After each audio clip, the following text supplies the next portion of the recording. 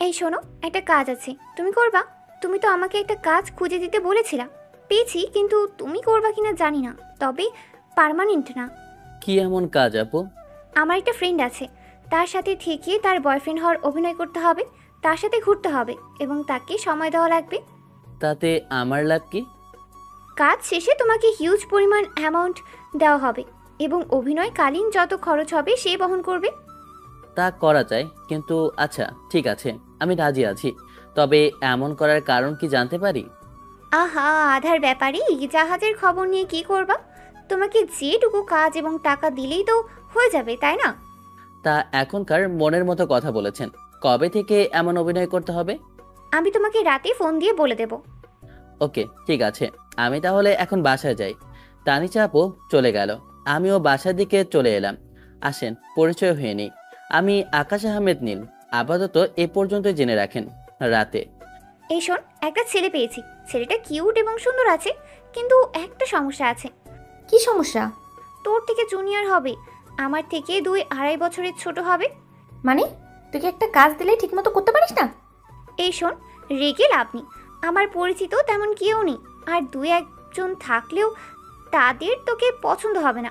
হলে বল, না হলে তুই নিজেই খুঁজে নে। তুই পারিসটা কি? ছোট্ট একটা কাজ দিলাম সেটাও পারলি না? তোর কি ছেলে বন্ধু কম আছে? তাদের বললেই তো পারিস। ওদের গার্লফ্রেন্ড আছে, ওরা কেউ রাজি হচ্ছে না। আরে দেখ না কাউকে। আমি পারবো না, যেটা বললাম হলে বল। আচ্ছা ঠিক আছে, আগামীকাল পার্কে দেখা করিস, আর ওই ছেলেকে নিয়ে আসিস। বাই। রাতে খাওয়া দাওয়া সেরে দিলাম ঘুম। ঘুম থেকে উঠে ফ্রেশ হয়ে নাস্তা করে বসে থাকলাম। বেশ কিছুক্ষণ পরে তানিশা আপুর ফোন পেয়ে পার্কের সামনে আসি। আসতেই ওনাকে দেখতে পেয়ে ওনার কাছে যেতেই দেখি একটা সুন্দরী রমণী, জিন্স টপস, চোখে সানগ্লাস দিয়ে রেখেছে। দেখেই বোঝা যাচ্ছে কোটিপতি ঘরের মেয়ে হবে। মেয়েটাও অনেক সুন্দরী আছে। কাছে গিয়ে বললাম, হাই আপু, কি অবস্থা, কেমন আছো? এই তো ভালো। তুমি কেমন আছো? আলহামদুলিল্লাহ ভালো। এটাই কি তোমার বান্ধবী? হুম। এখানে না দাঁড়িয়ে ভিতরে চলো। জি। হাই আপু, কেমন আছেন? আমার কথায় কোনো উত্তর দিল না। বাহ বাহ বাহ, এত অহংকারী। আমি আর কিছু বললাম না। তিনজনে টিকিট কেটে ভেতরে এলাম। এসে একটা জায়গায় বসি। তুই কথা বলে নি। আপু, আমার কিছু কথা আছে। না থাক, কিছু না, বলেন এবার। তোমার এইসব কিন্তু কিছু না, এগুলো একদম বিরক্তকর। যেটা বলবা সেটা বলতে পারো না, আর তুই এমন চুপচাপ না থেকে তাড়াতাড়ি উত্তর দে। ট্রেন ছুটে যাচ্ছে নাকি তোর? এত তাড়াহুড়ো কিসের এত? হ্যাঁ, আমার এত কাজ, আমি তাড়াহুড়ো করি না। আর তুই, কোনো কাজ আছে নাকি তোর? না, তেমন কিছু না। আচ্ছা তাহলে চুপচাপ বসেই থাক। আপনার নাম কি? পড়াশোনা হয় না জব? আমার নাম আকাশ, পড়াশোনা চলছে ডিগ্রি সেকেন্ড ইয়ারে। ওকে। তানিশা হয়তো আপনাকে সব কিছুই বলেছে। বলেছে, কিন্তু কারণ বলেনি। কারণ বললে অভিনয় করা ভালোভাবে যেত।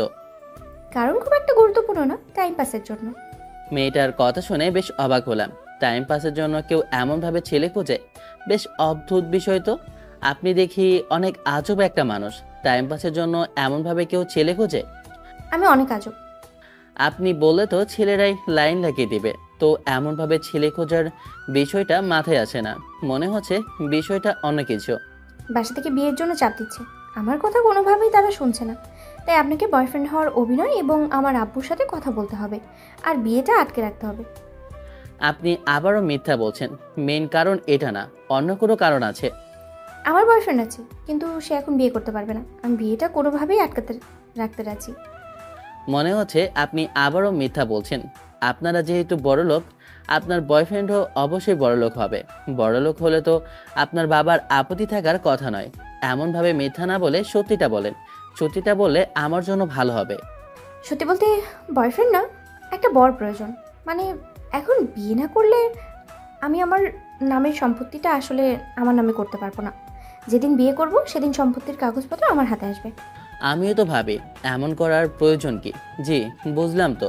একটা বিয়ে করে নিলেই তো পারেন। এমন নাটক সাজানোর কি আছে? আমি এত তাড়াতাড়ি সাংসারিক জীবন শুরু করতে চাই না, অনেক স্বপ্ন পূরণ এখনও বাকি আছে। আমি চাই কন্ট্রাক্টে বিয়ে করতে, এই কয়েক মাসের জন্য। কয়েকজনকে বলেছিলাম, কিন্তু ওরা কথা এবং ব্যবহার পছন্দ হয়নি ওদের আমার। তুই আমাকে মিথ্যা বললি কি জন্য? তুই বললি বয়ফ্রেন্ড লাগবে, এখন এই কথা বলছিস? এমন জানলে এরে নিয়েই আসতাম না, বা বলতাম না। আপনার এমন প্রস্তাবে কে রাজি হবে? আমার কাজ শেষ হয়ে গেলে আপনাকে 3 লাখ টাকা দেবো, আর কিছু শর্ত থাকবে। যেমন? বিয়ে হবে সত্যি সত্যি, ঠিক আছে, তবে কাজ শেষ হওয়ার সাথে সাথে ডিভোর্স দিয়ে দেবো। আপনি আমার উপরে কোনো প্রকার স্ত্রীর অধিকার দেখাতে পারবেন না, আমাকে কখনো টাচ করতে পারবেন না। টাকার তো অনেক প্রয়োজন ছিল, আর জীবনও একটা দাগও লেগে যাবে। কি যে করব বুঝতে পারছি না। একটু চুপ থেকে বললাম, আপনার শর্তে রাজি আছি, তবে 5 লাখ লাগবে। এটা অনেক বেশি হয়ে গেল না? আপনার কাছে এটা কিছুই না জানি, হলে বলেন, না হলে আমার কিছু করার নেই। তবে আমার উপর যেন আইনে কোনো ঝামেলা না আসে। আর মোহর কি করবেন? মোহর নিয়ে আপনাকে ভাবা লাগবে না, মোহর হিসেবে শুধু 1 টাকা দিয়ে রাখবো। আর আইনি কোনো ঝামেলা হবে না, এদিকে দিয়ে টেনশন মুক্ত থাকতে পারেন। ওকে, ঠিক আছে। কবে বিয়ে হচ্ছে তাহলে? আজকে বিকেলে রেডি হয়ে থাকবেন, বিকেল 5টায়। জি, ঠিক আছে। আচ্ছা, আমি উঠছি, কাজে অফিসের সামনে দেখা হবে। বাই আপু, চলো। আমি উঠে হাঁটতে লাগলাম। আপু, আসো। তানিশা আপু উঠে আমার হাত ধরে বলল, তুমি এই কাজটা কি করলা? ওর প্রস্তাবে তুমি রাজি হলা কি জন্য? তোমার কাছে কি বিয়েটা ছেলে খেলা? না আপু, বিয়ে ছেলে খেলা না, সেটা আমি জানি, তবে টাকার প্রয়োজন অনেক। মায়ের দিন দিন আরো বেশি শরীর খারাপ হয়ে যাচ্ছে। ডাক্তার দেখাতে পারছি না, ওষুধ কিনতে পারছি না, ঠিকমতো খেতেও পায় না। একটা কাজ পেয়েছিলাম, কিন্তু ওটাও চলে গেছে। এত বড় একটা সুযোগ হাতছাড়া কিভাবে করি? অনেক টাকা পাবো। আন্টি জানলে কষ্ট পাবে না? যখন সুস্থ হবে তখন বলবো ওইটাই ভালোভাবে। বাবা থাকলে তো আর এমন হয়তো হতো না। জীবনটা রঙিন এবং অনেক সুন্দর হতো। ভাগ্যের লিখন না যায় খণ্ডন। কি করবা বলো? আল্লাহ যদি এমন লিখে রাখে তাহলে তো মানুষের কিছু করার নেই। আচ্ছা, আঙ্কেল কি সুন্দর ছিল? আন্টি তো এত সুন্দর না, মানে তোমার মতো আর কি। কত কিউট তুমি। আব্বু অনেক সুন্দর ছিল, তার ফেস কাটিং আমি পেয়েছি। আর কে বলেছে আমার মা সুন্দর না? তোমার থেকে অনেক সুন্দর আছে। তা তো বুঝতেই পারছি। আর তুমি কি পড়াশোনা করছো না? এখন আর কলেজ যেতে দেখতে পাই না। তেমন যাওয়া হয় না, ওই পরীক্ষার সময় পরীক্ষাগুলো দেওয়া হচ্ছে এবং বাড়িতে যেটুকু পারছি পড়ছি। ক্লাসগুলো ঠিক মতো করো, তাহলে তো ভালো রেজাল্ট করতে পারবা। তাহলে সংসার চলবে কিভাবে বলেন? এমন ভাবে যা হয় আর কি। আচ্ছা, ওনারা কি অনেক বড় লোক? হুম, কেমন হয়তো, বুঝতে পেরেছো? রাগী আর অহংকারী। ওর কেউ নেই, মানে মা বাবা? থাকলে কি এমন করতো নাকি? ও ছোট থাকতেই ওর বাবা মারা গেছে, আর উইল হয়ে গেছে যবে বিয়ে করবে তবে সব সম্পত্তি পাবে, এর আগে কিছুই পাবে না। আর ওর মা কিছু মাস আগেই মারা গেছে। ও আচ্ছা। তুমি তো ওর অফিসে একটা জব নিতে পারতা, তাহলে তো আর চাকরি বাকরির চিন্তা করা লাগতো না। আগে জানলে তো বলতাম। আচ্ছা, বিকেলে বলে দেব। আর আপনি আমার সাথে থাকবা, ঠিক আছে? ওকে, ঠিক আছে, তবে তোমার জন্য অনেক চিন্তা হচ্ছে। আগে জানলে তো বলতাম। আচ্ছা, বিকেলে বলে নিব। আর আপনি আমার সাথে থাকবা, ঠিক আছে? আরে আপু, কোনো টেনশন করবে না। এবার আমি বাসায় যাচ্ছি এবং আপনিও বাসায় চলে যান। তারপর বাসায় চলে আসলাম। এসে মাকে বললাম, যাও, এবার তোমাকে ভালো একটা ডাক্তার দেখাতে পারবো ইনশাল্লাহ। তুই টাকা কোথায় পেয়েছিস? পাবো, একটা ফ্রেন্ড দিবে আর কি। আচ্ছা, তুমি কি ওষুধ খেয়েছো? হুম। আর কাজ খুঁজে পেলি? চেষ্টায় আছি, তবে খুব তাড়াতাড়ি হয়তো পেয়ে যাব। আমি আমার ঘরে চলে এলাম। এসে চুপ করে ভাবতে থাকলাম, আচ্ছা, আমি কি ঠিক করলাম? এটা কি আমার সঠিক সিদ্ধান্ত হয়েছে? ধুর, এত চিন্তা ভাবনা কিসের? যা হবে ইনশাল্লাহ ভালো কিছুই হবে। তারপর দুপুর পার হয়ে বিকেল হলো। 4:30টার দিকে বাসা থেকে বেরিয়ে তানিশা আপুর সাথে দেখা করে দুজনে কাজী অফিসের সামনে এলাম। ড্রাইভার, ওনাকে পাঞ্জাবিটা দেন, আর আপনি পাঞ্জাবিটা পরে নেন। জি। ড্রাইভার পাঞ্জাবি দিতে ওটা শার্টের উপর পরেই কাজী অফিসের ভেতরে এলাম। তানিশা আপু আর ইরা মেয়েটার সাথে আরও কয়েকজন ছিল। তারপর আর কি বিয়েটা হয়ে গেল। কাজী অফিস থেকে বের হতেই, আপনি আপনার বাসায় চলে যান, আর ইনি এখানে 2 লাখ টাকা আছে, বাকিটা যেদিন ডিভোর্স দিয়ে দেবো সেদিন পেয়ে যাবেন। আপনার নাম্বারটি দেন, আগামীকাল সকালে ফোন দিয়ে ঠিকানা দিলেই আপনি চলে আসবেন। জি।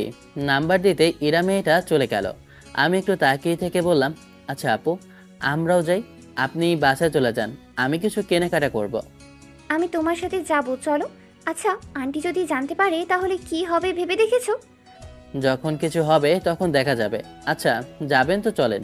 পাঞ্জাবি খুলে আবার ব্যাগে ভরে নিলাম। তারপর দুজনে মার্কেটে এসে বাসার চাল, ডাল, তেল আর কিছু শাকসবজি নিয়ে বাসায় এলাম। আসতেই এত কিছু দেখে মা বলল, এত কিছু কোথা থেকে নিয়ে এসেছিস? আর এত টাকা কোথায় পেয়েছিস? আর তানিশা, কেমন আছো তুমি? আলহামদুলিল্লাহ ভালো। আপনি কেমন আছেন আন্টি? আপনার শরীরের অবস্থা কেমন? আলহামদুলিল্লাহ ভালো। আচ্ছা আকাশ, এত কিছু কোথায় পেলো? আপনার ছেলে একটা চাকরি পেয়েছে এবং ভালো বেতন। ওখান থেকেই অগ্রিম কিছু পেয়েছে, সেখান থেকেই এই সব কিনেছে। ও আচ্ছা, দেখছো, আমি জানতে পেলাম অথচ তুমি আগে জেনে গেছো। হুম, বোন বলে কথা। আচ্ছা আন্টি, আমি এখন যাই, না হলে আব্বু আর আম্মুর কাছে কৈফিয়ত দিতে দিতে অবস্থা খারাপ হয়ে যাবে। আচ্ছা ঠিক আছে, যাও। ওকে, আল্লাহ হাফেজ। আর থাকো, বাই। ওকে, আল্লাহ হাফেজ। তানিশা আপু চলে গেল। আমি পকেট থেকে কানের দুলজোড়া বের করে বললাম, এই নাও তোমার সেই কানের দুলজোড়া। তুই কত টাকা পেয়েছিস সত্যি করে বলতো? তুই খারাপ কিছুর সাথে জড়িয়ে পড়িসনি তো? তুমি কি আমাকে সেই শিক্ষা দিয়েছো? আচ্ছা তুমি নাও, বাবার শেষ স্মৃতি ছিল। আমি আজকে অনেক খুশি তোমাকে আবার এটা ফিরিয়ে দিতে পেরে। মায়ের চোখে হয়তো খুশির বহিঃপ্রকাশ এটা। তোমাকে আমি এবার ভালো ডাক্তারের কাছে নিয়ে যেতে পারবো। তোর কথা শুনে কিন্তু আমার ভয় করছে। আরে বললাম তো, ভয় পাওয়ার কিছুই নেই। আচ্ছা এখন গিয়ে রান্না করো তো, আজকে পেট ভর্তি করে খাবো। মা রুমে গেল। আমি সবকিছু রান্নাঘরে রেখে এসে ঘরে এলাম। তারপর টাকাগুলো এক জায়গায় রেখে চুপ করে বসে থাকি। যেগুলো টাকা বেঁচে যাবে ওগুলো দিয়ে কোনো একটা বিজনেস করব।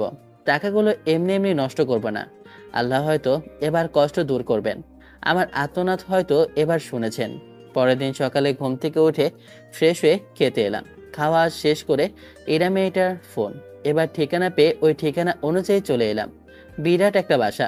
ভেতরে যেতে যাব তখন গার্ড আটকে দিল। আমি ফোন দিলাম, কয়েকবার রিং হওয়ায় রিসিভ করলো। রিসিভ করতেই বললাম, আপনার বাসার গার্ড আমাকে ভিতরে যেতে দিচ্ছে না। ওয়েট, আমি লোক পাঠিয়ে দিচ্ছি। জি। এরা ফোন কেটে দিল। একটু অপেক্ষা করতেই একজন ভদ্রলোক এলো। গতকাল এই লোকই তো ছিল। আসসালামু আলাইকুম, কেমন আছেন? ওয়ালাইকুম আসসালাম। আলহামদুলিল্লাহ ভালো, আপনি? আর আজকের পর থেকে বাসার ভিতরে আসতে চাইলে আসতে দিবেন। আলহামদুলিল্লাহ ভালো। আর কোনো কথা হলো না। লোকটার সাথে ভিতরে এলাম। বাপরে বাপ, এটা বাড়ি না অন্য কিছু? বাসার ভিতরে আসতেই, আপনি বসেন এখানে, ম্যাম আসছে। জি। তারপর সোফায় বসলাম। একটু পরে ইরে এলো। নীলে একটা গ্রাউন্ড পরে আছে। দেখতে এত সুন্দর লাগছে যে চোখ ফেরাতেই পারছি না। তবুও নিজেকে সামনে নিয়ে মাথা নিচু করে থাকলাম। আসতেই বললাম, কেমন আছেন? আলগা পিরিতি দেখাতে আসবেন না, আমার এসব পছন্দ না। এসব রেখে কাজের কথায় আসি, একটু পরেই উকিল আসবে। জি বুঝলাম। আমাকে কি কি করা লাগবে? যা যা সত্যি তাই বলবেন। কেমনভাবে বিয়ে হলো সেটা বলার প্রয়োজন নেই। জি বুঝলাম। একজন কাজের লোক কফি দিয়ে গেল। দিয়ে যেতেই, কফি খান, একটু ওয়েট করেন, উকিল চলে আসবে। একটা কথা বলবো। বলেন শুনি। আপনার অফিসে কোনো কাজের ব্যবস্থা হবে আমার? গার্ড বা কোনো পিয়নের? আমার সার্টিফিকেট অনুযায়ী ওই রকমই কিছু চাকরি পাবো হয়তো, তাই বললাম। আমার কথা শুনে আমার দিকে তাকিয়ে আছে। ভুল কিছু বললে সরি। পরে ভেবে দেখব। ধন্যবাদ। আর আপনাকে অনেক ধন্যবাদ, যেমনভাবেই হোক, কিন্তু আপনি আমার অনেক বড় উপকার করেছেন। কিভাবে? আমার টাকার অনেক প্রয়োজন ছিল। বাসায় অসুস্থ মা, বাসায় খাবার ছিল না, এই শুধু টাকার জন্য। কথা বলতে বলতে উকিল এলো। এসে সোফায় বসলেন। এটাই আপনার বর? এমনভাবে বিয়ে করলেন যে ভালোভাবে করতেন ধুমধামের সাথে। বিয়ে করার প্রয়োজন ছিল আর সম্পত্তিও প্রয়োজন, তাই এমনভাবে করা। বিয়ের কাবিন এবং পেপার দেখি। মোশাররফ সাহেব ওনাকে পেপারগুলো দেন। মোশাররফ সাহেব উকিলকে পেপারগুলো দিল আর আমাকে বিভিন্নভাবে জেরা করতে লাগলো। ইরা মেয়েটার সাইন এবং আমার কয়েকটা জায়গায় সাইন নিয়ে তারপর কাজ শেষে উকিল বললেন, এই নেন আপনার সমস্ত পেপার।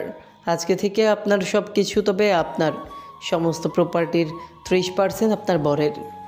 উইলে এটাই লেখা আছে। কি? আপনি আমাকে এটা আগে বলেননি কেন? বলা বারণ ছিল। আর আমার কাজ শেষ, আমি এখন গেলাম। উকিল উঠে চলে গেল। এরা দুই হাত মাথায় দিয়ে মাথা নিচু করে আছে। আচ্ছা শোনেন, আপনার সম্পত্তিতে আমার বিন্দুমাত্র লোভ নেই। পেপার বানান, ওটার জন্য আমি সাইন করে দিচ্ছি। আমাকে আমার পাওনা এবং একটা জব দিলেই হবে। আমার কথা শুনে মাথা উঁচু করে আমার দিকে তাকিয়ে আছে। আচ্ছা আপনি ওই উকিলকে আবার ডাকেন। ওয়েট ওয়েট, আমি আর আপনি উকিলের অফিস এবং কাজী অফিসে যাব। আচ্ছা চলেন তাহলে। একটু অপেক্ষা করেন, আমি আসছি। ইরা মেয়েটা উঠে রুমের দিকে চলে গেল। তখন ইরার পিয়ন এসে বলল, আপনি দেখছি অনেক বোকা। এত বড় সুযোগ কেউ হাতছাড়া করে? আপনি এখন কত কোটি টাকার মালিক জানেন? আপনি এইসব দিয়েন না। এটা ওনার সাথে অন্যায় করা হবে। যেটাই কন্ট্যাক্ট হয়েছে সেটাই হবে। আমি অল্পতেই খুশি। আমি আমার পাওনা বুঝে পেলেই হবে। আমার এইসব কিছু লাগবে না। আর আরেকটা কথা, যে জিনিসগুলো যেমনভাবে আসে সেভাবেই কোনো না কোনোভাবে চলে যায়। আর আপনি তো দেখছি আমার ম্যামের সাথে চিট করছেন। লোকটা আর কোনো কথা বলো না। একটু পর ইরা মেয়েটা এলো, এসে বলল, চলেন এবার যাওয়া যাক। জি চলেন। তারপর বাসা থেকে বেরিয়ে কাজী অফিসে এলাম। কাজী আমাদের দেখে তো বেশ অবাক। আগামীকাল বিয়ে হতে হতে আবার কি হলো? তেমন কিছুই না, ডিভোর্স দিয়ে দিব। বর্তমানে আপনাদের মতো ছেলে মেয়েদের কাছে বিয়ে একটা খেলনা হয়ে গেছে। যখন ইচ্ছে বিয়ে করছেন, আবার যখন ইচ্ছে ডিভোর্স। ইসলামী জ্ঞান তো নেই, সেটা বোঝাই যাচ্ছে। তো ডিভোর্স দেওয়ার কারণ কি? আমি কিছু বললাম না, চুপ করে থাকলাম। তেমন কারণ নেই। আপনাকে তো ভালো মনে করেছিলাম। আপনার বাবা একজন ভালো মানুষ ছিলেন, আর আপনি এমন। নিশ্চয়ই কোনো স্বার্থ হাসিলের জন্য বিয়ে করেছেন, বুঝতে পারছি। গতকাল ভাবলাম হয়তো ভালোবেসে এমনভাবে বিয়ে করছেন। তাতে আমার কি? আপনাদের লাইফ। আমি মৌখিক ডিভোর্স দিব না, লিখিত ডিভোর্স করাবো। আপনার কথা ঠিক বুঝলাম না। মানে খুব সহজ। আপনাদের 3 মাস সময় থাকবে। 3 মাস পর ডিভোর্স হবে। এখন পেপারে সাইন করবেন। 1 মাস পর পর একটা করে তালাক হবে। তৃতীয় তালাকের আগে যদি মনে হয় আপনারা একে অপরের সাথে থাকবেন, তাহলে আবার নতুন করে কালেমা পড়ে বিয়ে দেওয়া হবে। আর তৃতীয় তালাক হয়ে গেলে আর সম্ভব না। আমি পেপারগুলো রেডি করছি, আপনারা একটু বসেন। কাজী সাহেব, আমার যতদূর জানা আছে প্রাপ্তবয়স্ক হলে তো একেবারে ডিভোর্স হয়ে যায়। আমরা দুজনেই অ্যাডাল্ট। আরে রাখেন, সমস্যা নেই। দেখতে দেখতে কবে 3 মাস পার হয়ে যাবে তা ঠিক নেই। আমি আর কিছু বললাম না।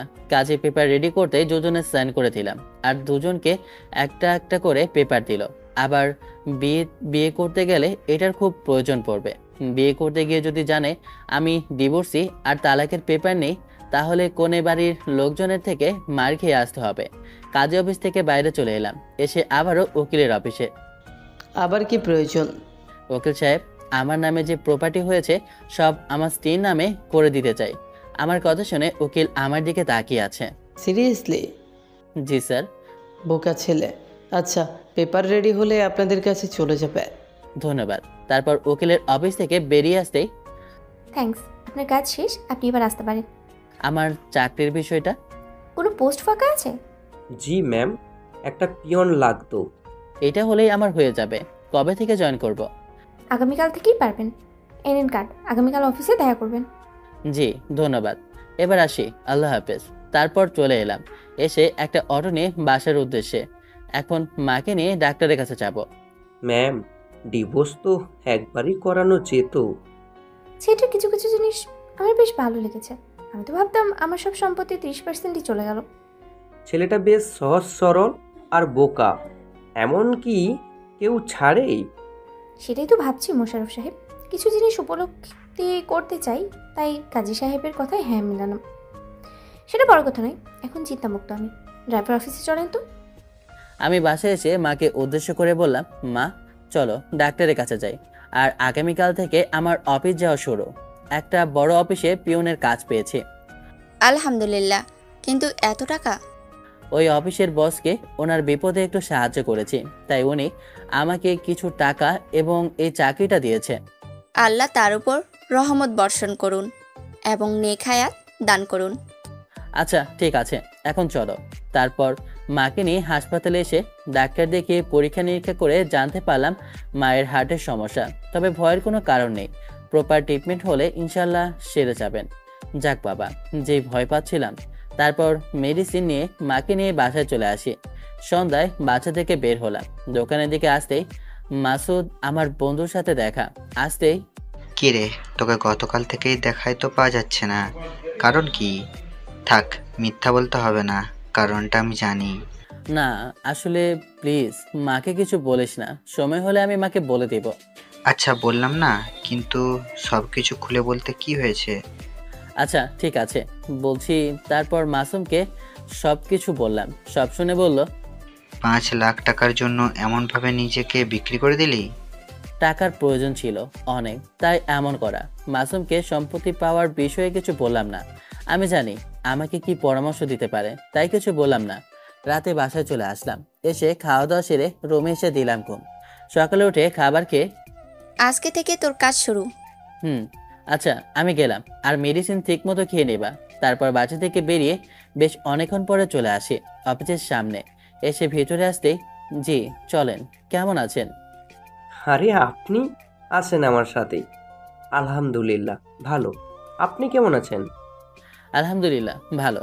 তারপর মোশাররফ সাহেবের সাথে ম্যামের কেবিনে এলাম। আসসালামু আলাইকুম ম্যাম। আমার কথা শুনে আমার দিকে তাকিয়ে আছে। ম্যাম, কোনো সমস্যা?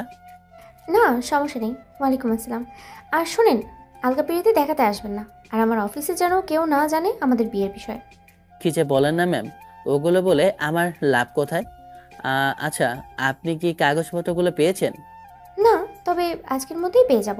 মোশাররফ সাহেব আর যে পিয়নগুলোর আছে তাদের সাথে পরিচয় করিয়ে দেন এবং তাদেরকে কাজগুলো বুঝিয়ে দিতে বলেন। ওকে ম্যাম, আসেন আমার সাথে। জি।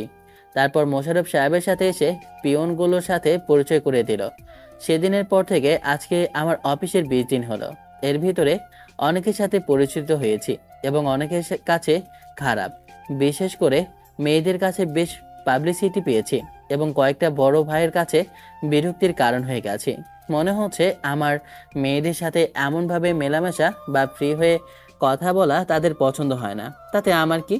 এর ভিতরে প্রপার্টির পেপারগুলোতে সাইন করে তার নামে করে দিয়েছি। এই পিচ্চি, এদিকে শোনো। জি বলেন আপু। এই ফাইলগুলো 20 নাম্বার ডেস্কে দিয়ে এসো, আর 1 কাপ কফি নিয়ে এসো। Okay madam. তারপর ফাইলগুলো নিয়ে 20 নাম্বার ডেস্কে দিয়ে কফি ফারিয়া আপুকে দিলাম। মনে হচ্ছে এই অফিসে সবার ছোট আমি। আচ্ছা, তুমি এত কিউট কেন? আচ্ছা, তোমার বড় ভাই আছে? না আপু, আমি একমাত্র। না বড় ভাই না বোন আছে, আর না কোনো ছোট ভাই বোন আছে। ইস, তোমার বড় ভাই থাকলে অবশ্যই তোমাকে দেবর বানিয়ে নিতাম, কিন্তু আফসোস কেউ নেই। আফসোস করিয়েন না, অবশ্য আপনার ভাগ্য ভালো এবং হ্যান্ডসাম কিউট একটা বর জুটবে। তাই? আচ্ছা, আজকে দুপুরের লাঞ্চ আমার পক্ষ থেকে। কোন খুশিতে? ম্যাম আসছে, তুমি যাও এখন, না হলে কথা শোনা লাগবে। জি ঠিক আছে। তারপর এসে কাজ করতে থাকি। দুপুরে লাঞ্চের সময়। তুমি পড়াশোনা বাদ দিয়ে এই বয়সে চাকরি করছো কেন? আর চাকরি পেলেই বা কিভাবে? আসলে আপু, আমার বাবা নেই। বাবা না থাকায় এই কাজ খোঁজা, আর চাকরিটা পেয়েছি। ম্যাম হলেন আপুর বান্ধবী। তখন যে বললে তোমার কোনো ভাই বোন নেই। আপন বোন তো না, উনি আমাদের পাড়ায় থাকে। বলা চলে উনি আমার আপন বোনের মতোই। ওনার সুবাদে এই জবটা পাওয়া। ওই আপুর বান্ধবী হচ্ছেন ম্যাম। আর সব যেমনভাবে চাকরি পেয়েছে সেভাবে আমার হয়নি। না কোনো সিভি জমা দিতে হয়েছে, না কোনো কাগজপত্র। ম্যাম বলে দিয়েছে কাজ করতে, এই আর কি। আচ্ছা, কি খাবা? ভাত সবজি, আর কি খাওয়াবেন আপনি জানেন। আচ্ছা ঠিক আছে, ভাত সবজি আর খাসির মাংস নিয়ে আসেন। ফারিয়া আপু অর্ডার দিলেন। তারপর টুকটাক কথা বলতে বলতে খাবার এলো। খেতে খেতে বললাম, আপনাদের সাথে কথা বলে কিছু কিছু ভাইয়া জ্বলে পুড়ে ছারখার হয়ে যাচ্ছে। কেন? এই যে আমি আপনাদের সাথে কত সহজে মিশে যাচ্ছি, কথা বলছি, এটা ওনারা সহ্য করতে পারছে না। আচ্ছা, আপনারা তো আমার আপু হন। এমনকি এই অফিসের সবাই আমার সিনিয়র, বড় ভাই বোন। ছোট ভাই হয়ে বড় বোনদের সাথে কথা বলতেই পারি। এখানে ওনাদের সমস্যা কোথায়? বাদ দাও, ওদের কথায় কান দেওয়ার প্রয়োজন নেই। ওইসবকে কে বোঝাবে? তুমি আমাদের ছোট ভাই। জি। তবে তোমার বড় ভাই থাকলে অবশ্যই তোমাকে দেবর বানিয়ে নিতাম। অবশ্য তোমার ভাই থাকলে তোমার মতোই হতো। আচ্ছা বলো, প্রেম কয়টা করছো? আমি কি আসতে পারি এখানে? আরে আসেন আসেন, আজকে আপনার অনেক দেরি হলো যে। অনেক কাজ ছিল জনাব। তোমাদের দেখি খাওয়া শেষ? আসেন, না খেলেও বসেন। আমি কিন্তু খাওয়াতে পারবো না, এখনো কোনো বেতন পাইনি। আচ্ছা, আমি বিল দিব পিচ্চি। এই যে ওয়েটার, খাবার নিয়ে আসেন। আচ্ছা বলো, সবার কি অবস্থা? এই তো ভালো, তোমার কি অবস্থা? আলহামদুলিল্লাহ ভালো। এই পিচ্চি, বলো বলো, রিলেশন কয়টা করছো? একজন ছিল, টাকা আলো কাকু দেখে চলে গেছে। কষ্ট হয়নি? কষ্ট লাগলেও কি করার বলেন, সে সুখে থাকলেই খুশি। আহা, তোমাকে ছেড়ে চলে গেল আর তুমি খুশি নিয়ে পড়ে আছো? সে আমাকে ভালোবাসেনি ঠিক আছে, আমি তো তাকে সবটুকু দিয়েই ভালোবেসেছিলাম। আমি তো ওর খারাপ চাইতে পারি না। মেয়েটা কপাল পোড়া। আচ্ছা, রিলেশন করো না? একটাই ধাক্কা সামলে উঠতে পারিনি, আর আরেকটা প্রেম করব। তারপর টুকটাক কথা বলতে বলতে খাওয়া শেষ করে অফিসে চলে আসি। এমনভাবে আরও কিছুদিন চলে গেল। আজকে বেতন দিল, সেই খুশিতে তানিশা আপুকে বাজারে ডেকেছি, তাকে ট্রিট দেব। এখন রাত 7টা বাজে, কিন্তু তাহার দেখা নাই। ওই তো এসেছে। এতক্ষণ কোন ব্যাটার লেগেছিল? হ্যাঁ ধুর ফাজিল, আমার ওইসব কিছু নেই। বলো, এমনভাবে ডেকেছো কেন? আজকে বেতন পেয়েছি, তাই তোমাকে ট্রিট দেব। আচ্ছা চলো, ফুল দিয়ে শুরু করি। তাই নাকি? আচ্ছা চলো তাহলে। একটা ফুলের দোকানে এলাম। এসে বেলি ফুলের মালা নিয়ে বললাম, আচ্ছা দাও, আমি চুলের খোপায় লাগিয়ে দিচ্ছি। আহারে, আচ্ছা দাও। যখন তানিশা আপুকে ফুলের মালা পরিয়ে দিতে যাব, তখন কেউ বলল, কি ব্যাপার পিচ্চি, এটা গার্লফ্রেন্ড নাকি? সাইডে তাকিয়ে দেখি ফারিয়া আপু। আরে আপু, আপনি? ভুল সময়ে চলে এসেছি নাকি? আরে না না, এটা আমার গার্লফ্রেন্ড না, তানিশা আপু। ও আচ্ছা, তাই বলো। আমি ভাবলাম তোমার গার্লফ্রেন্ড। আরে না, এখন বলেন আর কি কি ফুল নেবেন? গোলাপ দেব না, ওটা আপনার বয়ফ্রেন্ডের থেকে নিয়ে নেবেন। ফাজিল কোথাকার। Hi, nice to meet you. আমি তানিশা, আপনি? আমি ফারিয়া। এই পিচ্চি যেই অফিসে জব করে, ওখানে আমিও জব করি। আপনার গুণগান যত গাই, তানিশা আপু এই, তানিশা ওই। এই ফাজিল আবার আমার সম্পর্কে কি বলে? না, তেমন কিছুই বলে না। কিভাবে পরিচয় হয়েছে, সম্পর্ক কেমন, কিভাবে সাহায্য করেছে, এই আর কি। বুঝলাম। আব্বুর কাছে বকা খেলে তোমার খবর আছে। আরে স্যার কিছু বলবে না, আমি আছি না। আচ্ছা, আপনি ফুচকা খাবেন? খাওয়া যায়। কি দেখছেন ম্যাম? ওদের ভেতরে কি অন্য কোনো সম্পর্ক আছে? ওদের ভেতরে কি রিলেশন চলছে? মনে হয় না ওদের ভিতরে কোনো রিলেশন আছে। যদি কোনো প্রকার রিলেশন থাকতো, তাহলে কখনোই আপনাকে ওই ছেলের সাথে পরিচয় করিয়ে দিত বা এমনভাবে বিয়ে হতে দিত? টাকার জন্য এমন করতে পারে? মনে হয় না ম্যাম। টাকার জন্য এমনভাবে নিজের বয়ফ্রেন্ডকে অন্যের হাতে দিয়ে দিবে? আর ছেলেটা যদি টাকার জন্য এমন করতো, তাহলে আপনার অর্ধেক সম্পত্তি ছেলেটা থাকতো, আপনি ফেরত পেতেন না। বুঝলাম। আচ্ছা চলেন এবার যাওয়া যাক। ভালোবাসা কাকে বলে কে জানে? ভালোবেসে দেখেন, তাহলে বুঝবেন। হয় বরবাদ হয়ে যাবেন, আর না হলে পৃথিবীর সবচেয়ে সুখী মানুষ হবেন। মানুষ ভালোবেসে পাগল হয়েছে, আবার মানুষ ভালোবাসা পেয়ে পাগল থেকে সুস্থ হয়েছে। আচ্ছা এবার বাসায় চলেন। তারপর ঘোরাঘুরি করে বাসায় চলে আসি। পরদিন সকালে ম্যামের রুমে কফি নিয়ে যাবার সময় কারোর সাথে ধাক্কা লেগে একজনের উপর কফি পড়ে গেল। রাস্কেল, দেখে শুনে চলাফেরা করতে পারিস না? আমার এত দামি স্যুটকে নষ্ট করে দিল। এই সব ছোট লোকের বাচ্চাদের কাজে রাখে কে? কমন সেন্স বলে কোনো কিছুই নেই। রাবিশ কোথাকার। সরি স্যার, আমি খেয়াল করিনি। এই ভিখারির বাচ্চার দাম জানিস? আবার মারতে যাবে, তখন কেউ হাতটা ধরে নিল। তাকিয়ে দেখি মোশাররফ স্যার, আর পাশে ম্যাম দাঁড়িয়ে আছে।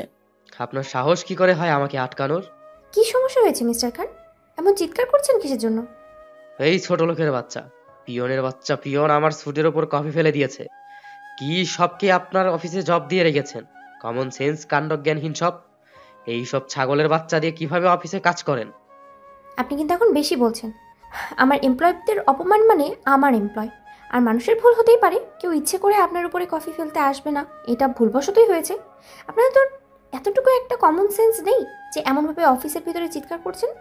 সরি স্যার, আমি আসলে দেখতে পাইনি, ভুলবশত এমন হয়ে গেছে। সরি ম্যাম, আমার ভুল হয়ে গেছে, আর এমন কখনো হবে না। আপনার ব্যবহার পছন্দ হলো না। সামান্য একটা পিয়নের জন্য আমার সাথে এমন আচরণ? সরি, আপনার কথাটা ঠিক বুঝলাম না। আমি আপনার সাথে কবে বাজে ব্যবহার করলাম? আপনার সাথে সকল ডিল ক্যান্সেল। হোয়াট? আপনি সামান্য এই বিষয় নিয়ে ডিল ক্যান্সেল করে দেবেন? আমার যেখানে অসম্মান হয় সেখানে আমি কিভাবে বিজনেস করব? ছেলেটা চলে গেল, আমি চুপ করে দাঁড়িয়ে আছি। সরি ম্যাম, আমার জন্য আপনার এত বড় ক্ষতি হবে ভাবতেও পারিনি। প্লিজ আমাকে মাফ করেন। দেখে শুনে হাঁটতে পারেন না? চোখ কোথায় রাখেন? এমনিতে আড্ডা তো ভালোভাবেই দিতে পারেন, তখন কোনো সমস্যা হয় না। সরি ম্যাম, প্লিজ আমাকে মাফ করে দেন। নেক্সট টাইম এমন ভুল যেন আর না হয়। এখন সবাই নিজে নিজে কাজে যান। এমনভাবে জটলা কিসের জন্য, হ্যাঁ? Sorry ma'am. ম্যাম চলে গেল আর বাকি সবাইও চলে গেল নিজ নিজ কাজে। আমি একটা জায়গায় বসলাম। বসে থেকে হবে না, কাজ করি, না হলে দেখা গেল চাকরি যাবে। ম্যাম, ছেলেটাকে আপনার থাপ্পড় দেওয়া ঠিক হয়নি।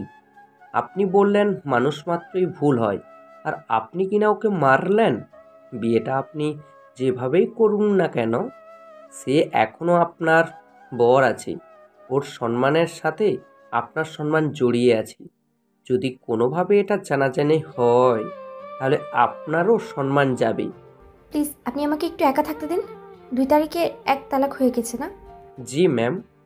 আর ওই ছেলেকে আমার কেবিনে পাঠিয়ে দেন, আর আমার কেবিনে আপনি বা কেউ না আসবে। জি ম্যাম। কাজ নেই তাই চুপ করে বসে আছি। তখন মোশাররফ সাহেব এলো। জি বলেন। ম্যাম, আপনাকে তার কেবিনে ডাকলেন। আমার চাকরি কি চলে যাবে? ম্যামকে একটু বুঝিয়ে বলেন না, যেন চাকরিটা না নেয়। আহা, এত ভয় পাচ্ছেন কেন? আপনি তো আগে ম্যামের কেবিনে যান। ঠিক আছে। আমি ভয়ে ভয়ে ম্যামের কেবিনে এলাম। এসেই বলতে লাগলাম, প্লিজ ম্যাম, আমার চাকরিটা নেবেন না, আপনার অফিস থেকে বের করবেন না। আমার এমন ভুল হবে না ইনশাল্লাহ। তখন থাপ্পড় দেওয়ার জন্য সরি। আপনাকে থাপ্পড় দেওয়া উচিত হয়নি। ম্যামের মুখে এমন কথা শুনে ওনার দিকে অবাক হয়ে তাকিয়ে আছে। ম্যাম, আপনি ঠিক আছেন তো? আপনি কি অসুস্থ? আমাকে দেখে কি অসুস্থ মনে হচ্ছে? না, আসলে আমাকে সরি বললেন তো তাই। আচ্ছা সরি, আমার ভুল হয়েছে। এমন না দাঁড়িয়ে থেকে বসেন। আচ্ছা, আপনার ফ্যামিলিতে কি আছে? ম্যাম, কিছু কি হয়েছে? কোনো প্রয়োজন হলে আমাকে সরাসরি বলেন। যতটুকু সাহায্য করার আমি ততটুকুই করব। আমাকে দেখে কি আপনার এইসবই মনে হয়? লোভী, সুযোগ সন্ধানী? ম্যামের কথা শুনে চুপ করে আছি। না আসলে ম্যাম, আপনি তো কোনো কারণ ছাড়া কিছুই করেন না, তাই বললাম আর কি। না, এখন কোনো কারণে বলছি না। আপনার ফ্যামিলিতে কে আছে বলেন? আমি আর আমার মা। বাবা আমার বয়স যখন 10 বছর ছিল তখন মারা যায়। আপনার তো কেউ নেই তাই না? আপনি আর আপনার আম্মু আমার সাথে আমার বাসায় থাকবেন। আপনার কথা ঠিক বুঝলাম না, কি কারণে থাকবো আপনার বাসায়? আমার কিছু জিনিস উপলব্ধি করার আছে। আমি জিনিসগুলো ফিল করতে চাই। আপনি বলতে পারবো না, তুমি করেই বলি। তা বুঝলাম, কিন্তু কি পরিচয় থাকবো? আর আমার মাকে কি উত্তর দেব? আর একটা তালাক হয়ে গেছে, আর 2টা বাকি আছে। আবারও বিয়ে করব। ম্যামের কথা শুনে বেশ অবাক হলাম। মতলব ছাড়া কোনো কিছু করার পাত্রী উনি না। ম্যাম, কোনো সমস্যা থাকলে বলতে পারেন।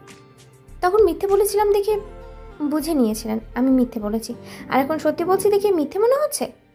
আর এখানে কোনো অভিনয় বা ছলনা নেই, আমি সিরিয়াস। আপনি যে শর্ত দিয়েছিলেন ওগুলো কি ভুলে গেছেন? আর আপনি তো বলেছিলেন আপনি এখন সাংসারিক জীবন শুরু করবেন না, আপনার এখনো অনেক স্বপ্ন পূরণ বাকি আছে। হ্যাঁ বলেছিলাম, কিন্তু এখন আমি আমার কথা ফিরিয়ে নিচ্ছি। ওই স্বপ্নগুলো পূরণ বিয়ের পরেও করা সম্ভব, কিন্তু আমি অনেক কিছুই মিস করেছি এবং মিস করছি, যা ভবিষ্যতে আর করতে চাই না। কিছু কিছু জিনিস আমি ফিল করতে পারছি, যা এর আগে করিনি। আপনার কথা বুঝলাম, কিন্তু ম্যাম আমি তো আপনার সাথে থাকতে পারবো না। আমাকে মাফ করবেন। আপনি বলেছিলেন যে কাজ শেষে ডিভোর্স দিয়ে দিবেন, তাই রাজি হয়ে গিয়েছিলাম, না হলে কখনোই রাজি হতাম না। আমার ভিতরে কমতি কিসের? আপনি সব দিক থেকে পারফেক্ট আছেন, কিন্তু আমি আপনার যোগ্য না, আমি পারফেক্ট না। কেন না হতে? কতক্ষণ? একটা প্রবাদ আছে জানেন তো, স্বভাব যায় না মলে, কয়লা যায় না ধুলে। আমি যতই নিজেকে পরিবর্তন করতে চাই পারবো না, আমাদের দ্বারা সম্ভব নয়। মানুষের দ্বারা সবকিছু সম্ভব, আমি তোমাকে সেইভাবে বানিয়ে দেব। হয়ে গেলে আপনার কাছে খোঁচা খেতে খেতে জীবন যাবে। মানুষের এটা ধর্ম, খোঁচা দিয়ে কথা বলা। যখন খোঁচা দিবেন তখন ওগুলো বুকের ভিতর তীরের মতো গিয়ে লাগবে। আমি এমনিই ঠিক আছি ম্যাম, সাধারণ সিম্পল, কোনো অহংকার নেই, কোনো অ্যাটিটিউড নেই। ডিভোর্সটা হয়ে যাক, তখন আপনি ভালো কাউকে দেখে বিয়ে করে নেবেন।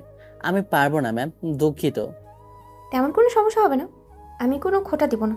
আমি তোমাকে কোনো রকমভাবেই ছোট হতে দেব না। ম্যাম, নিজের জীবকে বিশ্বাস নেই, আর আপনাকে আমি কিভাবে বিশ্বাস করব বলেন? আমাকে আপনার কি এতটাই খারাপ মনে হয়? তুমি আমার উপরে বিশ্বাস রাখতে পারো, তোমার বিশ্বাস ক্ষুণ্ণ হতে দেব না। ম্যাম, আপনি আপনার টাইপের অনেক ছেলে পাবেন, এমনকি অনেক ভালো ছেলেও পাবেন। আমাদের ভিতরে যে চুক্তি হয়েছিল সেটাই হবে। আমি যে কয়েকটা খোঁজ নিয়ে দেখেছি সেখানে সব কয়টাই রবি পেয়েছি। সত্যি বলতে তোমার মতো আর কাউকে পাইনি। তুমি এত সম্পদ হাতে পেয়েও এত সহজেই দিয়ে দিলা। আমি বিষয়টা বুঝতে পারছি ম্যাম, চিন্তা করবেন না, আপনি আমার থেকে ভালো কাউকে পাবেন, আল্লাহর ওপর ভরসা রাখেন। আমি পেয়েছি, আর এখন আমি হাতছাড়া করতে চাইছি না। তুমি তোমার আম্মুকে বলো এবার ভালোভাবেই বিয়ে করব, আর তুমি বলতে না পারলে আমি সব কিছু আম্মুকে বলবো। আপনার কথা কেন যেন বিশ্বাস করতে পারছি না।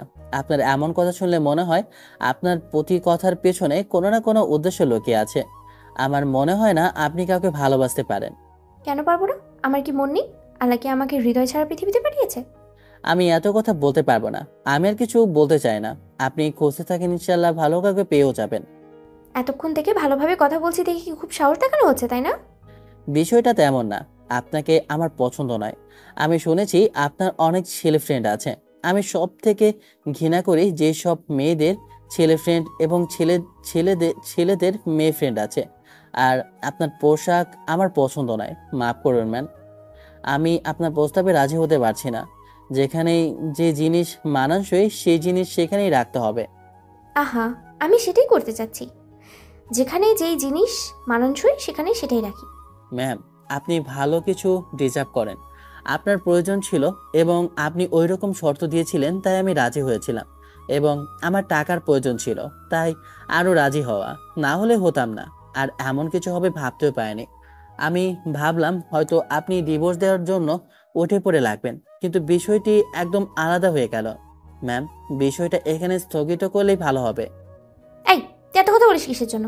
তখন থেকে এত বকবক করেই যাচ্ছিস যে মেজাজটা খারাপ করে দিয়েছিস। বলছি না তোকে, তোকে আমার চাই, আমি তোকে ভালোবাসি। দেখলাম রাগে ফুঁসছে আর গালগুলো লাল হয়ে গেছে। এগুলো সব মিথ্যা, আপনার কথা আমি কখনোই বিশ্বাস করছি না। এই, আমি তোর বিশ্বাস কখন ভেঙেছি রে? তোর সাথে আমি যেই ডিল করেছি সেটা মাফিক কাজ হয়েছে। এমন না যে তোকে ধোকা দিয়েছি। তোর সাথে কথা বলেই তো সব কিছু হয়েছে। আপনি অনেক অহংকারী, আমি আর কিছু বলতে চাই না। আমি এখন গেলাম, বাই। তুই যদি উঠে গেছিস তাহলে তোর কি যে করবো আমি নিজেও জানি না। কিছু না বলে উঠে চলে এলাম। বাইরে এসে একবারে অফিস থেকে বাইরে এসে চুপ করে একটা জায়গায় বসলাম। আমি ওনাকে বিশ্বাস করতে পারছি না। ওনার সাথে কখনো আমার মিলবে না। সবসময় দুজনের মধ্যে অমত থাকবে সব কিছু নিয়ে। ওনার চাওয়া পাওয়া এক, আর আমার চাওয়া পাওয়া আরেক। ম্যাম, কি হয়েছে আপনার? কান্না করছেন কেন? আপনার হাত থেকে তো রক্ত পড়ছে। আমি এখনই ফার্স্ট এড বক্স নিয়ে আসছি। এত উত্তেজিত হওয়ার কিছু নেই, রক্ত ঝরতে দেন, আর আমি ঠিকই আছি। বেশি রক্ত পড়লে আপনি অনেক অসুস্থ হয়ে যাবেন। ওর সাথে কি এমন করলাম যে আমাকে বিশ্বাস করছে না? আমি যাই বলছি ভাবছি সব কিছুর পিছনে নাকি আমার কোনো উদ্দেশ্য আছে। হয়তো আপনাকে তার পছন্দ না, বা আপনার কোনো কাজ পছন্দ না। সৌন্দর্যের পিছনে অনেক কিছু থাকে ম্যাম। সৌন্দর্য দিয়ে যদি পুরুষ আটকানো যেত, তাহলে বাসায় সুন্দরী সুন্দরী বউ রেখে পতিতালয় এবং পরকীয়া করতো না। তবে কিছু মানুষ আছে যাদের চরিত্র কখনো ঠিক হবে না। বাসায় যত ভালো বউ থাকুক, নেকড়ি কুত্তার মতো অন্য মেয়ের পিছনেই ছুটবে। আচ্ছা দেন, আমি ব্যান্ডেজ করছি, তারপর ওটা দেখিয়ে কি করা যায়। আপনি কি তাকে সত্যিই ভালোবাসেন? আপনার কি মনে হচ্ছে? কারোর মনের কথা আমি কিভাবে বলবো? আচ্ছা, সত্যি ভালোবেসে থাকলে আমি বুঝিয়ে বলতে পারি, অথবা আপনার বান্ধবীকে বলে তাকে বোঝাতে বলতে পারেন। ওই ডাইনি এমন কিছু বলে রেখেছে যে আমাকে বিশ্বাস করতে পারছে না। আমি দেখছি কি করা যায়। আচ্ছা ম্যাম, আমি পিয়নকে পাঠিয়ে গ্লাসের টুকরোগুলো পরিষ্কার করতে বলছি, আর দেখছি ওনাকে বোঝাতে পারি কিনা। আমি চুপ করে বসে আছি, তখন কেউ পাশে এসে দাঁড়ালো। তাকে দেখি মোশাররফ সাহেব। জি স্যার, কিছু বলতেন? বলার জন্য তো আসা। আমি আপনার বাবার বয়সী হব। বলতে সংকোচ বোধ হচ্ছে, কিন্তু তাও বলছি। ম্যামের সমস্যাগুলো দূর করা বা তাকে বিভিন্ন কাজে সাহায্য করা আমার ডিউটি। দেখেন, আপনি ম্যামকে যতটা খারাপ ভাবছেন ততটা খারাপ উনি না। ওনার আম্মু মারা যাওয়ার পর থেকে ওনার সাথে থেকে কাজ করে এসেছি। মেয়ে হিসেবে খুব খারাপ না। মানছি কিছুটা অহংকারী। টাকা পয়সা থাকলে এমন সবাই একটু একটু হয়ে থাকে। তবে আপনার সাথে এবার কোনো উদ্দেশ্যে বিয়ে করতে বলছে না, আপনাকে সত্যি ভালোবাসে। যেদিন আপনারা ডিভোর্স পেপারে সাইন করেন সেদিন থেকেই আপনার সম্পর্কে আমাকে জিজ্ঞেস করে আপনি মানুষটা কেমন জানতে চায়। তার জন্য তো ডিভোর্সটা এমনভাবে করতে চাইলেন উনি, না হলে উনিও ভালো করে জানেন যে একবারে ডিভোর্সটা হয়ে যেত। উনি আপনাকে বুঝতে চাইছিলেন, তাই উনি এতগুলো দিন সময় নিয়েছেন। আপনি যখন সেই দিন ম্যামের বান্ধবীর মাথায় ফুল বেঁধে দিয়েছিলেন, তখন অনেকক্ষণ দাঁড়িয়ে দাঁড়িয়ে আপনাদের দেখছিল। সেই দিন কি গতকাল রাতেই তো। দেখেন, সমস্যা সবার জীবনে থাকে, মতের অমিল থাকে, এইগুলো সরিয়ে এগিয়ে যেতে পারলেই জীবন সুন্দর। আমাকে আপনি এখন কি বলতে চাইছেন? উনি সুন্দরী হতে পারে এবং টাকা পয়সাও থাকতে পারে, কিন্তু এমন মেয়ে আমার পছন্দ না। আমার বউ হিসেবে চাই গৃহিণী, কোনো চাকরিজীবী বা কোনো বিজনেসম্যানকে না। আমার পছন্দ হবে বাসায় থেকে আমার মাকে সাহায্য করবে, আমি বাসায় থাকলে আমার খেদমত করবে, বা কাজ শেষে ক্লান্ত হয়ে যখন বাসায় ফিরবো তখন আমার খেদমত করবে। আমি জানি উনি এগুলো কখনোই পারবে না, তাই আমি দূরে দূরে থাকছি। আমি স্মার্ট কোনো ছেলে না, আর হতেও চাই না। আমি খ্যাত, আমার চিন্তা ভাবনাও খ্যাত, আর খ্যাতি ভালো। যেগুলো আমার পার্সোনাল সেগুলো আমার পার্সোনালি থাকবে। আপনি আপনার ম্যামকে ভালোভাবে বুঝিয়ে বলে দেবেন ওনার জন্য স্মার্ট পাত্র চাই, আমার মতো এত নিচু চিন্তাধারা ছেলে না। আপনার কথা বুঝতে পারছি, এমন মেয়ে শুধু আপনার না, প্রায় সকল ছেলেদের পছন্দ। কিন্তু কজন পায় বলেন? যেগুলো পায় সেইগুলোকে নিয়ে জীবন কাটাতে হয়। আচ্ছা, আমি বুঝলাম আপনার কথা। আপনার ম্যামকে বুঝিয়ে বলে দেবেন, তাহলেই হয়ে যাবে। আর এতদিন থেকে তার অহংকারের জন্য মনের ভিতর তার প্রতি আলাদা একটা ঘৃণা তৈরি হয়েছে। আচ্ছা, সেসব কথা ওনাকে বুঝিয়ে বলে দেবেন। মোশাররফ সাহেব উঠে চলে গেলেন। আমি কিছুক্ষণ বসে থেকে অফিসের ভিতরে চলে এলাম। লাঞ্চের সময় চুপচাপ খাচ্ছি, তখন কেউ পাশে এসে দাঁড়িয়েছে। দেখি নীলিমা আপু। আপনি দাঁড়িয়ে কেন? বসুন। চাকরি আছে না গেছে? আর মনে হচ্ছিল ম্যামের কেবিনে অনেকক্ষণ ছিল, তারপর ম্যামের কেবিন থেকে বাইরে চলে গেছিল, ওখানে অনেকক্ষণ থেকে তারপর অফিসে। কারণটা কি? কারণটা খুব সোজা, অনেক কথা শুনিয়েছে, তাই মন খারাপ করে বাইরে বসেছিলাম। এত বড় একটা ডিল নষ্ট হয়ে গেছে, আমাকে কি এত সহজে ছেড়ে দিবে ভেবেছেন? তাও একটা কথা। জি। লাঞ্চ কি শেষ, না মাত্র এলেন? না, আসলাম। ম্যাম হঠাৎ করেই এই রেস্টুরেন্টে, এখন পর্যন্ত আমরা ছাড়া তো উনি এখানে কখনো আসেননি। এই মেয়ের মাথা গেছে। শালার আগে যদি জানতাম তাহলে এমন প্রস্তাবে রাজি হতাম না। জানবো বা বুঝবোই বা কিভাবে? আগে যে অ্যাটিটিউড দেখালো, মনে হচ্ছে আমাকে পাত্তাই দেবে না, আমার সাথে প্রয়োজন ছাড়া কথাই বলবে না, কিন্তু এখন দেখি পুরো উল্টো। মিস, আপনার নাম কি জানো? জি ম্যাম, আমি নীলিমা। মিস নীলিমা, আপনি এখন যান। এ কি করতে যাচ্ছে? নীলিমা আপু চলে গেল, যেতেই বলল, মেয়েদের সাথে চিপকে থাকতে খুব ভালো লাগে, তাই তো? যখন দেখি মেয়ের সাথেই পাশে বসে আছো। আমি মেয়েদের পাশে যাই না, ওনারাই আসে। কত কিউট আমি, এমন কিউট একটা ছেলের সাথে কে না কথা বলতে চায় বলেন? তাই না? এগুলো পরে দেখছি আমি। সেসব বাদ দিয়ে আজকে দিয়ে আপনি আম্মুর সাথে কথা বলবেন। অবাক হওয়ার কিছু নেই, আমি যেটা বলছি সেটাই করবেন, আর না হলে আমি গিয়ে আম্মুর সাথে কথা বলবো। আচ্ছা ম্যাম, আপনি কি মদ বা ড্রিঙ্কস করেন বা নেশা জাতীয় দ্রব্য খেয়ে থাকেন? না শোনা, আমি ওগুলো কিচ্ছুই খাই না। তবে একবার ড্রিঙ্কস খাওয়া হয়েছে, একবার না কয়েকবারই হয়েছে, আর এখন আমি তোমার নেশায় আসক্ত। খাবার খাওয়া বাদ দিয়ে ম্যামের দিকে তাকিয়ে আছি। হঠাৎ এত প্রেম কোথা থেকে আসলো? না, আমাকে তার কাজের জন্য ব্যবহার করবে। যদি কোনো কাজের জন্য হতো তাহলে তো সরাসরি বলতে পারে, যেমন বিয়ের ডিলটা করেছিল। এত কি ভাবো? তেমন কিছুই না, আপনি আমার বাকি টাকাগুলো দিয়ে দেন। মাত্র 3 লাখ টাকা তুমি চাইলে আমার সমস্ত কিছু তোমাকে আমি দিয়েই দিতে পারি, বুঝছো? আমি যদি আপনার সব কিছু নিয়ে তাড়িয়ে দিই? এতটুকু বিশ্বাস আছে যে তুমি সেরকম কিছু করবে না। তোমার মনে যদি এইরকম কিছু থাকতো তাহলে এত কিছু পাবার পর ফেরত দিতা না। আর তুমি আমার পিএসকে সেদিন কি বলেছো সেটাও ওনার থেকে শুনেছি। আমি তোমার সততা দেখেই ফিদা। আমি এত কিছু বুঝি না, তুমি যদি না বলো আম্মুকে আমি সব কিছু বলবো। ম্যাম উঠে চলে গেল। আমি বেশি কিছু না ভেবে খাওয়া শেষ করে চলে আসি অফিসে। কি যে একটা ঝামেলায় পড়লাম। অফিস শেষ করে সন্ধ্যায় বাড়িতে চলে এলাম। এসে ফ্রেশ হয়ে মাকে উদ্দেশ্য করে বললাম, মা তোমাকে কিছু বলার আছে।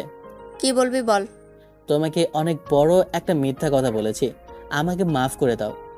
কি হয়েছে বলবি তো, না বলে এইসব বলে যাচ্ছে। মাকে সবকিছু বললাম। মা সবকিছু শুনে আমার দিকে তাকিয়ে আছে। আমাকে মাফ করো, আমি তোমাকে না বলে এমন একটা কাজ করে ফেলেছি। একবারেও ভাবলি না তোর উপর কেমন একটা দাগ লেগে যাবে? তোকে আর কি বলবো বল, যেটা হয়ে গেছে আর তো ঠিক করা যাবে না বা পরিবর্তন করাও সম্ভব না। মেয়েটা যখন থাকতে চাইছে তখন আর সমস্যা কোথায়? সমস্যা অনেকগুলো, তুমি বুঝতে পারছো না। যদি কখনো খোঁটা দেয় তখন কেমন লাগবে, আর যদি তোমাকে কিছু বলে তখন আমার কেমন লাগবে? আমরা যেমন সাধারণ তেমনি সাধারণ কাউকে নিয়ে আসবো। এমন তো নাও হতে পারে, তাই না? যদি হয় তো কি হবে? আচ্ছা, বিয়েটা কি তোর কাছে খেলনা মনে হয়? বিয়ে একেবারেই হয়। বিয়েটা যেমনভাবে হোক হয়েছে তো। এইসব ডিভোর্স ভালো কিছু না, এগুলো ভালো না। মেয়েটা যখন বলেছে তখন তোর সমস্যা কোথায়? আচ্ছা ঠিক আছে, তুমি যখন বলছো তখন না হয় বলবো। জানি তুমি কষ্ট পেয়েছো, তার জন্য সরি। আচ্ছা ঠিক আছে, আমি কিছু মনে করিনি। তোর মন খারাপ করতে হবে না। মায়ের সাথে কথা বলতে লাগলাম। এক সময় বলল, মেয়েটার নাম্বার আছে না? বৌমার নাম্বার আছে না? ফোন দে, আমি কথা বলবো। মায়ের দিকে একটু তাকিয়ে থেকে বললাম, না নেই, কখনো ফোন দেয়নি। একবার ফোন দিয়েছিল, কিন্তু ফোন নাম্বারটা ভুলে গেছি। আচ্ছা ঠিক আছে, আগামীকাল নাম্বার নিয়ে আসবি, তারপর কথা বলবো না হয়। ঘরে এসে ভাবতে লাগলাম, আগামীকাল তো শুক্রবার, ছুটি আছে, তানিশা আপুর সাথে দেখা করি। ফোন দিই, তারপর আপুকে ফোন দিয়ে বললাম যেন দেখা করে। ফোন রেখে মাকে বলে বাইরে চলে আসি। এসে মাসুমের সাথে আড্ডা দিয়ে রাতে এলাম। তারপর খাবার খাওয়া শেষ করে দিলাম ঘুম। পরদিন সকালে ঘুম থেকে উঠে ফ্রেশ হয়ে খাওয়া দাওয়া শেষ করে রুমে আসি, দেখি ফোন বাজছে। ফোন রিসিভ করে সালাম দিয়ে বললাম, জি কে বলছেন আপনি? তোমার ফোনে আমার নাম্বার সেভ করা নেই? না, আসলে প্রয়োজন মনে করিনি। জি বলেন, কি বলবেন? তোমার হচ্ছে, আর আম্মুকে বলছো সব কিছু? জি বলেছিলাম, আপনার সাথে কথা বলতে চেয়েছিল, কিন্তু আপনার নাম্বার না থাকায় ফোন দিতে পারেনি। আচ্ছা এখন গিয়ে ফোন দাও। আচ্ছা, ফোন নিয়ে গিয়ে মাকে ফোনটা এগিয়ে দিয়ে বললাম, এই যে রাতে কথা বলতে চেয়েছিলা, কথা বলো। মাকে ফোন দিয়ে ঘরে চলে এলাম। জানি না তাদের ভিতরে কি কথা হলো। একটু পরে মা এসে ফোন এগিয়ে দিয়ে বলল, বাজার থেকে ঘুরে আয় তো, শাক সবজি মাছ মাংস নিয়ে আসবি। মায়ের কথা শুনে বুঝলাম আসে, তাই বললাম আচ্ছা ঠিক আছে। পকেটে ফোন নিয়ে বাসা থেকে বেরিয়ে চলে আসি বাজারে। তারপর শাকসবজি মাছ মাংস নিয়ে বাসার সামনে আসি, দেখি বাসার সামনে গাড়ি দাঁড় করানো আছে। ভেতরে এলাম, দেখি ম্যাম, তানিশা আপু আর মা বসে আছে। এই যে নাও, সব কিছু নিয়ে এসেছি। ম্যাম আমাদের বাসার খাবার খেতে পারে তবেই। রাখ তোর ফালতু কথা, এত যে বেশি কথা বলে। আমাকে বকা খাওয়া দেখে ইরা হাসে, আবার হাসি দেখানো হচ্ছে। কেমন আছো বলো? আলহামদুলিল্লাহ ভালো, আপনি? আলহামদুলিল্লাহ ভালো। আচ্ছা গল্প করেন, আমি ঘরে যাই। তারপর ওখান থেকে ঘরে চলে এলাম। এসে চুপ করে বসে আছি। কারো আসার শব্দ পেয়ে দরজার দিকে তাকাই দিয়ে দেখি ম্যাম। জি কিছু বলতেন? না, দেখতে এলাম রুমটা কেমন। রুম তো দেখি গোছানোই আছে। জি, মা গুছিয়ে রাখে। আপনি যে আসলেন, খেতে পারবেন তো আমাদের বাড়ির খাবার? আর বসতে পারছেন ওইসব চেয়ারে? পাগলও নিজের ভালো বোঝেন, কিন্তু আপনি বোঝেন না। এমনভাবে তাকিয়ে থাকেন কি জন্য? না এমনিতেই। আচ্ছা তোমার আমাকে এইসব না বললে কি পেটের ভাত হজম হয় না? আমাকে কি তোমার মানুষ বলে মনে হয় না? মনে কেন হবে না, তবে মানুষের ভিতরে তো জাতভেদ আছে। আপনারা উঁচু লেভেলের, তাই বললাম। আপনি যে এমন করবেন জানলে কখনোই প্রস্তাবে রাজি হতাম না। আমি ভাবলাম আপনাকেও সাহায্য করা হবে আর আমারও কিছু টাকা হবে, তাই এমন চুক্তি করেছি। যা হয়েছে ভালো হয়েছে। আচ্ছা শোনো, আগামীকাল থেকে আমার বাসায় তুমি আর আম্মু থাকবা। আম্মুর সাথে কথা হয়েছে এবং উনি রাজি হয়েছে। যদিও প্রথমে রাজি হয়নি, পরে ইমোশনাল ব্ল্যাকমেল করার পরে রাজি হয়েছে। সব বুঝলাম, কিন্তু একটা কথা শুনে রাখবেন। যদি আমাকে, আমার মাকে কোনো কথা বা খোঁটা দিয়ে বলেছেন বা রেগেই বলেন, আপনি যেভাবেই বলেন না কেন, সেদিনই আমি আপনার লাইফে এবং আপনার বাসা শেষ দিন। ওই কাগজপত্র লাগবে না, মৌখিক তালাক দিয়ে দেব। আচ্ছা তোমার এমন কেন মনে হচ্ছে? কারণ বড় লোকরা এমনি খোঁটা দেবেই, মানুষের জবানকে কোনো বিশ্বাস নেই। আচ্ছা আমাকে কি তোমার মানুষ মনে হচ্ছে না? না অমানুষ মনে হচ্ছে তোমার? গতকাল থেকে আমাকে যে পরিমাণে বলছো তা সব সহ্য করেছি, বুঝেছো? না উত্তর দিয়েছি না প্রতিবাদ করেছি। আমি তো চাইনি আপনি প্রতিবাদ করেন, আপনি দূরে চলে যান। আমি তো সেটাই চাচ্ছি। আবার আপনি আমার দিকে এমন করে তাকিয়ে আছেন কেন? আমি কি অন্য পুরুষের দিকে তাকিয়ে আছি? আমি আমার বরের দিকে তাকিয়ে আছি। আর তোমার সমস্যা হবার তো কথা না, তাই না? আপনার এমন চেয়ে থাকার কারণ খুঁজে পেলাম না। আমাকে এমনভাবে দেখার কি আছে? অনেক কিছুই আছে, আবার কোনো কিছুই নেই। সেটা বড় কথা নয়। কথা হচ্ছে তোমাকে পড়াশোনা শেষ করতে হবে, নিয়মিত কলেজে যেতে হবে। তুমি ডিগ্রি ফার্স্ট না সেকেন্ড ইয়ারে জানো? জি, সেকেন্ড ইয়ারে। যে ইউনিভার্সিটিতে আমি পড়তাম বা তানিশা পড়েছে, ওইখানে অনার্স প্রথম বর্ষে ভর্তি করিয়ে দিচ্ছি। তুমি ওখানে অনার্স থেকে পড়বা। এমনভাবে তুমি তাকিয়ে আছো কেন? আমি এখানে পড়াশোনা শেষ করলে সমস্যা কোথায়? ওখানে পড়াশোনার মান খুব একটা ভালো না। আর দুটো কলেজের ভেতরে ভালো কোনটা, পড়াশোনার মান কোনটাই ভালো? আচ্ছা ঠিক আছে, আপনি দেখি এখন আমার অভিভাবক হয়ে গেছেন। হ্যাঁ না তো, আমি তোমাকে আমার অভিভাবক বানাতে চাই। আচ্ছা সেসব কথা বাদ দাও। আগামীকাল তোমার কলেজে গিয়ে সব কিছু সার্টিফিকেট তুলে নেবা। আচ্ছা আমি সাথে থেকে সব কিছু করে দেবো, ওটা ভালো হবে। হ্যাঁ, আর আজকে আবার সন্ধ্যায় কাজে অফিসে যাওয়া লাগবে। কেন? মনে হচ্ছে কিছুই বোঝে না। আম্মুও সাথে থাকবে, বুঝেছো? জি বুঝলাম।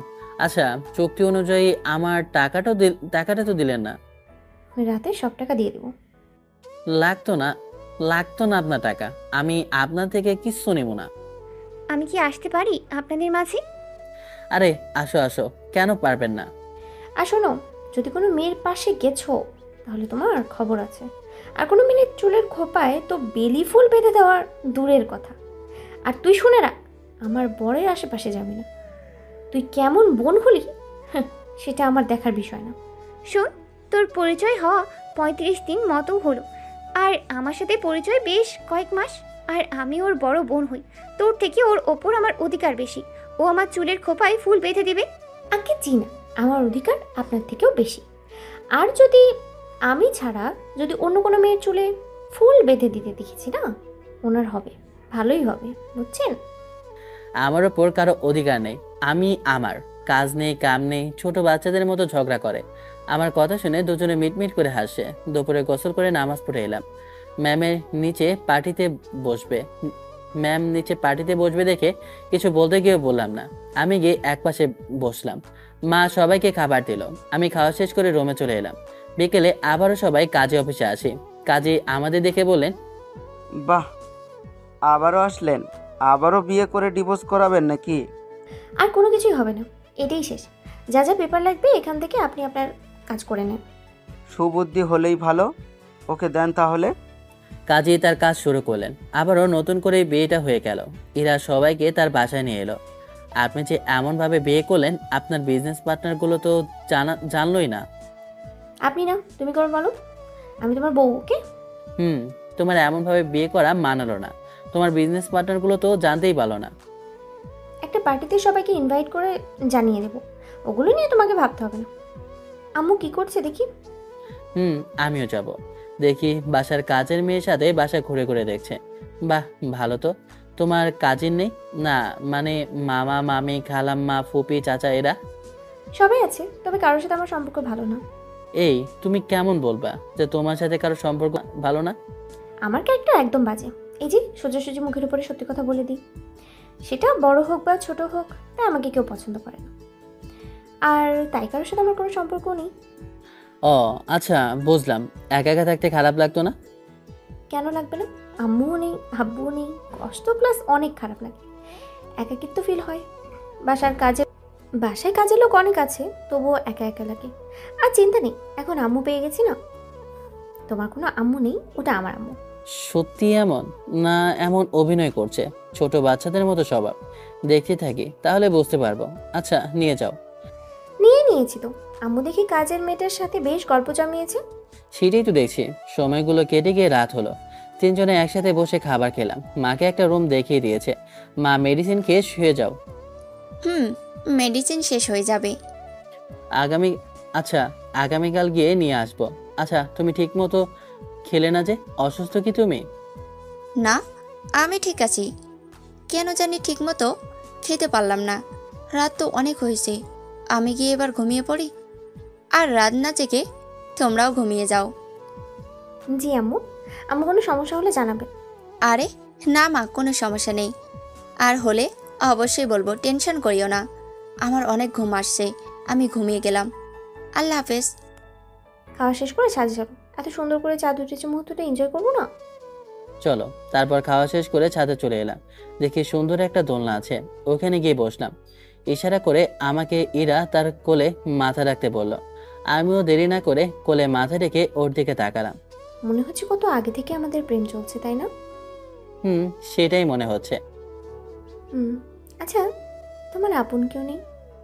বংশের অনেকে আছে, তবে নানির বাড়ির কারোর সাথে সম্পর্ক নেই, কারণ মা আর আব্বু রিলেশন করে বিয়ে করেছিল। শুনেছি নানারা নাকি অনেক বড়লোক ছিল, মাকে তারা ত্যায্য করে দিয়েছিল। আর আমার দাদা নাকি তাও বাড়ি থেকে আব্বা এবং মাকে বের করে দিয়েছিল। আব্বার কাছে কিছু টাকা ছিল, তাই তখন ওই জমিটুকু কিনে ওভাবে চলার মতো একটা বাড়ি করে আর ছোট একটা চাকরি করত। ওখান থেকেই আমাদের সংসার চলতো। আমার বয়স যখন 10, তখন আব্বা অ্যাক্সিডেন্ট করে মারা যান। তারপর থেকে আমি কাজ করে যেমনভাবে পারি তেমন করে সংসার চালিয়েছি। কখনো খেতে পেয়েছি ঠিক মতো, কখনো পাইনি। তোমরা দেখি অনেক কিছুই সহ্য করেছো, আম্মু বেশি কষ্ট সহ্য করেছে। আচ্ছা, তুমি কি তোমার নানির বাসায় কাউকে চেনো, বা তোমার দাদির বাসার কাউকে? না, আমি কখনো দেখিনি, তো চিনবো কিভাবে? চিনে বলতাম যে আম্মু আর আব্বুকে এমনভাবে কষ্ট দেওয়ার জন্য প্রতিশোধ নিয়ে নিতে। কেমন আব্বু আর আম্মু কে কষ্ট দিয়েছে মেনে নিলে কি এমন ক্ষতি হতো বলো? ছেলে মেয়ে সুখে থাকলেই তো বাবা মায়ের সুখে থাকার কথা, তাই না? আরে ওগুলো বাদ দাও, ওগুলো করার প্রয়োজন নেই। তবে সুযোগ পেলে আমিও ছাড়বো না। শুনেছিলাম তোমার নাকি একটা বয়ফ্রেন্ড ছিল। না, আসলে ছিল একটা প্রতারক। শালা 2-1 দিন পর পর টাকা চাইতো। টাকা কোনো ম্যাটার না, তবে একদিন অন্য বেরির সাথে আমার সামনেই ধরা পড়ে যায়, সেদিনই ব্রেকআপ করে নি। আমি তো তোমাকে এমনি মিথ্যা বললাম। কিন্তু আমি সত্যি কথা বললাম, তবে আগেই বলে দিচ্ছি, আমাকে এটা নিয়ে খোঁজাবা না। আচ্ছা ঠিক আছে, বললাম না কিছু। তোমার কেউ ছিল না? মিথ্যে বলবা না। আমার তো মনে হয় তোমার একটা না, বেশ কয়েকটা গার্লফ্রেন্ড ছিল। আপনার মতো একজন ছিল, শালীর চাকরিজীবী আর বড়লোক ছেলে দেখে আমাকে ভিখারি বলে গেছে। তুমিও কিন্তু এটা নিয়ে খোঁজা দেবা না। আচ্ছা ঠিক আছে, তবে ওই বেরিকে ধন্যবাদ, তোমাকে রেখে চলে গেছে, তাই এখন তুমি আমার। আচ্ছা, ওর এবং ওর বরকে একদিন ইনভাইট করি না, কি বলো? যখন পার্টি দিবা তখন না হয় করা যাবে। আর তোমার বয়ফ্রেন্ডকেও ডাকবা, তাহলে আরও জমে যাবে। ঠিক ঠিক, আর আজকে এমনভাবে গল্প করে করেই রাত কাটাবো। আচ্ছা সেইটাই তো। আচ্ছা ট্রাই ইট বলেই এক লাফে উঠে দাঁড়িয়ে গেছি। আমার এমনভাবে ওঠাতে ঘাবড়ে গেল। আরে তেমন কিছু হয়নি। তাহলে এমনভাবে উঠলে কেন, কোনো সমস্যা? না তো, তবে দেখি বলে ইরাকে কোলে তুলে নিলাম। কি হলো, এমনভাবে তাকিয়ে আছো কেন? না, আসলে এখন অনেক লজ্জা করছে। রুমে চলো, সব লজ্জা লেজ গুটিয়ে পালিয়ে যাবে। বলে কোলে নিয়ে চলে এলাম রুমে। বকে মুখ লুকিয়ে রেখেছিল। এসে বিছানায় বসিয়ে বললাম, এমনভাবে রুম কবে কে সাজিয়েছে? কাজের লোক দিয়ে সাজিয়ে দিয়েছে। আচ্ছা সেটা বড় কথা নয়, বড় কথা হচ্ছে আমার কিন্তু অনেক লজ্জা করছে। আচ্ছা, নতুন জীবনের শুরুটা কি ভালোভাবে শুরু করা বেটার না? তোমার কথা ঠিক বুঝলাম না, বুঝিয়ে বলো। নামাজ পড়ে নতুন জীবন শুরু করি। আচ্ছা তুমি নামাজ পারো? মা কিন্তু নামাজ না পড়লে সহ্য করতে পারে না। আমি যে এতবারের হবার পরেও কত মার খেয়েছি তার ঠিক নেই। না, তবে আম্মু থেকে সব শিখে নেব। আচ্ছা, যখন অমনভাবে বলছো তখন চলো নামাজ পড়ে নি। তারপর দরজা লাগিয়ে অজু করে নামাজ পড়ে এলাম। এটা কি ওয়াশরুম না একটা আস্ত রুম বুঝলাম না, সেটা বড় কথা নয়। তারপর অজু করে এসে নামাজ পড়ে ঝাঁপিয়ে পড়লাম ইরার ওপর। ঠোঁট থেকে শুরু করলাম, তারপর আস্তে আস্তে কাঁধে, তারপর না থাক, আর পরে কিছু বলা যাবে না। কিছুক্ষণ পরে দুজনের শরীরের উপর একটা মাত্র চাদর, শরীরে কোনো কাপড় নেই। এই চলো না, আরেকবার হয়েছে। একবারে কথা নেই, কাজ বেশি। তারপর ওই কিছু কিছু আর কি। পরের দিন সকালে, এই যে ওঠো গো, সকাল হয়ে গেছে। দেখো গিয়ে আম্মু রান্না বান্না শুরু করেছে। আমি রান্নাঘরে গিয়ে দেখি উনি রান্না করে। হাত ধরে টান দিয়ে বকের উপর ফেলে দিয়ে বললাম, তুমি রান্নাও করো? যে রাধে সে চুলো বাঁধে, আমার খাবার আমি নিজেই রেডি খাই। কপালে একটা চুমু দিয়ে বললাম, বাহ ভালোই তো। আমি ভাবলাম হয়তো এগুলো তুমি তোমার কাজের লোকজন করে। আমি আমার নিজের কাজগুলো নিজেই করি। এখন ছেড়ে উঠে ফ্রেশ হয়ে নাও, ছাড়ো ছাড়ো। ছেড়ে দেওয়ার জন্য কি এমন ভাবে ধরেছি নাকি? আচ্ছা আসো আরেক রাউন্ড গেম খেলি, হ্যাঁ কি বলো? আগে চিনি, এখন কোনো কিছুই হবে না। ছাড়ো আমাকে, আরে ছাড়ো না। একটু টেনে ঠোঁটের সাথে ঠোঁট মিলিয়ে কিস করতে লাগলাম।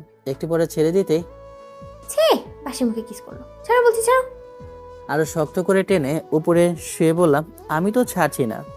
দরজা খোলাই আছে, কাজের লোক এদিকে কেউ আসবে না, কিন্তু আমিও তো ডাকতে আসতে পারি। ছাড়ো বলছি, ছাড়ো। আরে ছাড়ো না। রাতে এত দুষ্টুমি করো, এখন আবার শুরু করেছো? কে শোনে কার কথা? ছোটে একটা চুমু দিয়ে বললাম, মা রান্নাঘরে আছে, আসবে না। যদি চলে আসে? আরে দূর, উঠো না তুমি। আচ্ছা ঠিক আছে, ছেড়ে দিলাম। কিন্তু ছাড়ার আগে আবার ঠোঁটে ঠোঁট লাগিয়ে কিস করতে শুরু করি। একটু পরে ছেড়ে দিয়ে বললাম, যাও এবার আমি উঠে ফ্রেশ হয়ে নিই। গতকাল পোশাক নিয়ে এসেছিলাম, ওগুলো নিয়ে ওয়াশরুমে এসে ফ্রেশ হয়ে বাইরে এলাম। মা টেবিলে সব খাবার রেডি করে রেখেছে, তারপর সবাই মিলে একসাথে খেয়ে নিলাম। আম্মু, আপনার প্রয়োজনীয় সব কিছু নিয়ে এখানে চলে আসেন। আমি ড্রাইভার এবং 2 জন লোক পাঠিয়ে দিচ্ছি। আপনি বলে দেবেন কি কি নেবেন, কাজের লোকগুলো গাড়িতে তুলে নেবে। আমরা একটু কলেজে যাব তো, তাই হলে আপনার সাথেই যেতাম। না হলে আমি ওখান থেকে কি নেব? আমার মেয়ের তো এখানে সব কিছু আছে। তাও কিছু স্মৃতির জিনিস থাকে না, আব্বুর হয়তো রেখে যাওয়া স্মৃতি থাকতে পারে। আচ্ছা ঠিক আছে। আর তোমরা কলেজে কি জন্য যাবা? আপনার ছেলে কি পড়াশোনা শেষ হয়েছে? কম করে হলেও গ্র্যাজুয়েট সম্পন্ন করতে হবে। আমি যেখানে পড়াশোনা করি সেখানে ভর্তি করিয়ে তারপরেই আসবো। কোন কলেজে? তানিশা যেখানে পড়াশোনা করে ওখানে? আম্মু, খাবার কিন্তু বেশ মজাদার হয়েছে। আসসালামু আলাইকুম ম্যাম, কেমন আছেন আপনি? ওয়ালাইকুম আসসালাম, আলহামদুলিল্লাহ ভালো। আপনি কেমন আছেন? আলহামদুলিল্লাহ ভালো। আপনারা কেমন আছেন? আলহামদুলিল্লাহ ভালো। আপনার খবর কি? আজকে মনে হচ্ছে খুশি খুশি লাগছে। আপনাদের দেখে অনেক ভালো লাগছে, তাই খুশি লাগছে। ধন্যবাদ মোশাররফ সাহেব, আপনার বোঝানোর জন্য এমন একটা দিন উপহার পেয়েছি এবং সামনেও পাবো। আমি আজকে আর অফিসে যেতে দেরি হতে পারে বা নাও যেতে পারি। আপনি গিয়ে আজকে সব কিছু সামলে নিন, ঠিক আছে? ওকে ঠিক আছে ম্যাম, আমি তাহলে এখন অফিসে গেলাম। মোশাররফ সাহেব চলে গেল। আহমেদ ইরা খাওয়া দাওয়া শেষ করে রেডি হয়ে নিলাম। দরজা লাগিয়ে ইরা গিয়ে তার পোশাক বের করলো। পোশাক নিয়ে ড্রেসিং টেবিলের সামনে এসে দাঁড়ালো। দেখি গ্রাউন্ড খুলছে। এই তুমি কি আমার সামনে সবকিছু খুলবে? হ্যাঁ, সমস্যা কোথায়? তুই তো নাকি অন্য কেউ তো আর এখানে নেই না। রাতে সব কিছু দেখে এখন ঢং করো কেন? চোখ বন্ধ না করে শুধু দেখতে থাকো। আমার বউ তো দেখি অনেক রোমান্টিক। বউ এমন রোমান্টিক থাকলে কি আর চাই। আচ্ছা আমি দেখছি। পোশাক খুলে সায়া আর ব্লাউজ পরে শাড়ি পরতে পরতে বলল, নাও আমার শাড়ি পরতে সাহায্য করো। ওকে। ওকে উঠে গিয়ে হাঁটু কেড়ে বসে নাভি থেকে চুমু দিলাম। এরা একটু কেঁপে উঠলো। এই এসব কি করছো? এখন একদম কোনো দুষ্টুমি হবে না। আচ্ছা দাও। তারপর শাড়ি কুচি ধরতে এরা শাড়ি পরতে লাগলো। আমি মাঝে মাঝে ওর পেটি স্পর্শ করতে থাকি আর এরা হাত সরিয়ে দিতে থাকে। শাড়ি পরা শেষ হতেই কুচি ধরে উঠে শাড়ির কুচি কুচি দিয়ে কানের কাছে টেনে কোমর ধরে নিজের শরীরের সাথে চেপে ঠোঁটে একটা চুমু দিলাম। এরা আমার মুখের দিকে তাকিয়ে আছে। কি হলো, এমন ভাবে দেখো কেন? তুমি তো দেখি আমার থেকেও বেশি রোমান্টিক। ওই একটু একটু মন চাইছে এমন ভাবে ঝরিয়ে ধরে রাখি। এরাকে ঘুরিয়ে পেছন থেকে জড়িয়ে ধরে আয়নার দিকে তাকিয়ে বললাম, আমার বউটাকে অনেক সুন্দর লাগছে তো। আমার কিন্তু লজ্জা করে। স্কার্ফ আছে না? নীল একটা স্কার্ফ বা হিজাব হলে আমার বউটাকে আরো সুন্দর লাগতো। নীলপরি মনে হতো। না আসলে আমার কাছে কোনো স্কার্ফ বা হিজাব কিছু নেই। কিনে নিতে হবে। চুল থেকে কি সুন্দর ঘ্রাণ আসে, পাগল করে দিয়েছে। ইচ্ছে করছে এমন ভাবে জড়িয়ে ধরে থাকি। হয়েছে, এখন আর বেশি প্রেম দেখাতে হবে না, এখন চলো। ওকে চলো। ঘুরিয়ে কপালে একটা চুমু দিয়ে বললাম, শাড়ি ভালোভাবে পরা হয়েছে নাকি দেখি। হয়েছে। আগে মার্কেটে গিয়ে হিজাব নিয়ে পরে তারপর কলেজের দিকে যাওয়া হবে। আগে যে দেখেছে, এখন থেকে শুধু আমার বউকে আমি দেখবো, অন্য কেউ দেখতে পারে না। বোরখা পরতে হবে, শাড়ি গ্রাউন্ড আর সব বাসায় যখন তখন পরবা, আর বাইরে গেলে শুধু বোরখা। আমি শুধু আমার বউকেই দেখবো, আর কাউকে দেখতে দেবো না। তাই? আচ্ছা ঠিক আছে জানো, আপনার কথা মতোই কাজ হবে। এখন চলুন তো। তারপর মাকে বলে চলে আসি। ড্রাইভারকে নিয়ে নিই। ইরার গাড়ি ইরা ড্রাইভ করছে। একটু পরে মার্কেটে চলে আসি। এসে একটা হিসাব নিয়ে পরে নিল। এই এখন অনেক সুন্দর লাগছে, এবার যাওয়া যাক। তারপর আমার কলেজে এসে সার্টিফিকেট থেকে আর সব কিছু নিয়ে ওর ভার্সিটিতে এলাম। আমি বললে নিশ্চিত আজকে এগুলো পেতাম না। এরা সাথে ছিল, সেই পেয়ে গেছি। বিজনেসম্যান, একটা পাওয়ার আর সম্মান তো আছে। তারপর ওখান থেকে ওনাদের ভার্সিটিতে চলে এলাম। কত স্বপ্ন সবার এখানে পড়াশোনা করার। দুজনে একসাথে হেঁটে আসতে লাগলাম। তখনই কয়েকটা মেয়ে এলো, দেখি তানিশা আপু আছে। কি রে এরা, এটা তোর কাজিন নাকি? দেখতে কত কিউট। সিঙ্গেল আছে নাকি? না, বিবাহিত। কি বলিস, বিবাহিত? দেখে তো পিচ্ছি মনে হচ্ছে। আরে বল না, এটা কে তোর? ক্রাশ খেয়েছি। তাহলে বাস কে এনে? এটা আমার হাজব্যান্ড, গতকাল বিয়ে করেছি। মজা করিস আমাদের সাথে? তুই বিয়ে করলি, আমরা কেউ জানলাম না। আরে সত্যি বল না, এটা কে তোর? সত্যি এটা ওর বর। গতকাল বিয়ে হয়েছে। তোদের বলি না, আমার একটা ভাই আছে, এটা সেটা। তানিশা আপুর কথা শুনে সবাই এবার অবাক হয়ে ইরার দিকে তাকিয়ে আছে। তুই বিয়ে করে নিয়েছিস সত্যি? আর বিয়ে করলি তো করলি, তোর থেকে ছোট কে? তো সমস্যা কোথায়? আবার এই পিচ্চিকে দেখি নাকি ক্রাশ খেলি, তারপরে আরও কত কি। আর ছোট বলে কি পারে না নাকি? কোথায় কোনো সমস্যা হলো না তো? এত সুন্দরভাবে এই ফার্স্ট নাইট কাটিয়ে দিলাম। আচ্ছা তোমরা কথা বলো, আমি এখান থেকে যাই। তোর পিচ্ছি বরকে এমনভাবে লজ্জা দিলি, সে তো চলে যেতে চাইছে। আচ্ছা এমনভাবে বিয়ে করলি কেন? কিছু সমস্যার জন্য এমনভাবে বিয়ে করা। তবে সবাইকে ইনভাইট করে জানিয়ে দেবো, সমস্যা নেই। ও আচ্ছা, তানিশা মনে হয় এটা জানতো, তাই না? জানতো, তবে তাকে বারণ করেছিলাম, তাই তোদের কিছু বলেনি। আচ্ছা, আমরা প্রিন্সিপালের রুম থেকে আসছি। বাচ্চা মানুষ তো, পড়াশোনা করেনি, তাই ভর্তি করিয়ে দিই। যা যা, তোর দেখি তানিশা আপু ওই আপুর মুখটা চেপে ধরেছে। এদের মুখে কোনো কিছুই আটকায় না। ওটা বললেও খাওয়া হবে, না বললেও খাওয়া হবে। চলো চলো, এদের কাছে থাকলে লজ্জা ছাড়া আর কিছুই পাবো না। এরা আমার হাত ধরে টানতে টানতে নিয়ে যেতে লাগলো। সব কয়টা হাসাহাসি করছে। এদের সাথে থাকলে লজ্জা ছাড়া আর কিছুই পাওয়া যাবে না। খুব বুঝতে পারছি। তারপর প্রিন্সিপালের সাথে কথা বলে কাজ শেষ করে চলে আসি। প্রিন্সিপাল বলল আগামীকাল থেকেই নাকি ক্লাস করতে পারি। দেখি ওই আপুগুলো এখনো দাঁড়িয়ে আছে। ওদের কাছে যেতেই, চলে যাবি? একটু মার্কেটে যাবো, তারপর ওখান থেকে অফিসে যেতে হবে। আচ্ছা, আমাদের দুলাভাইকে রেখে যা, একটু আদর যত্ন খেয়ে যাবে। চুপ! আমার পিচ্চি কিউট বরের দিকে একদম নজর দিবি না, দিলে তোদের সব কয়টার খবর আছে। আর তানিশা, নজর রাখা তোর দায়িত্ব থাকবে। আহা, এমন করছিস কেন? তোর বয়ফ্রেন্ডকে নিয়ে বলতাম, তখন তো এমন মাইন্ড করতি না। তখন কত কি বলেছিস, আর এখন দিতে চাচ্ছিস না কেন? থাক তোরা, আমরা যাই। এই চলো।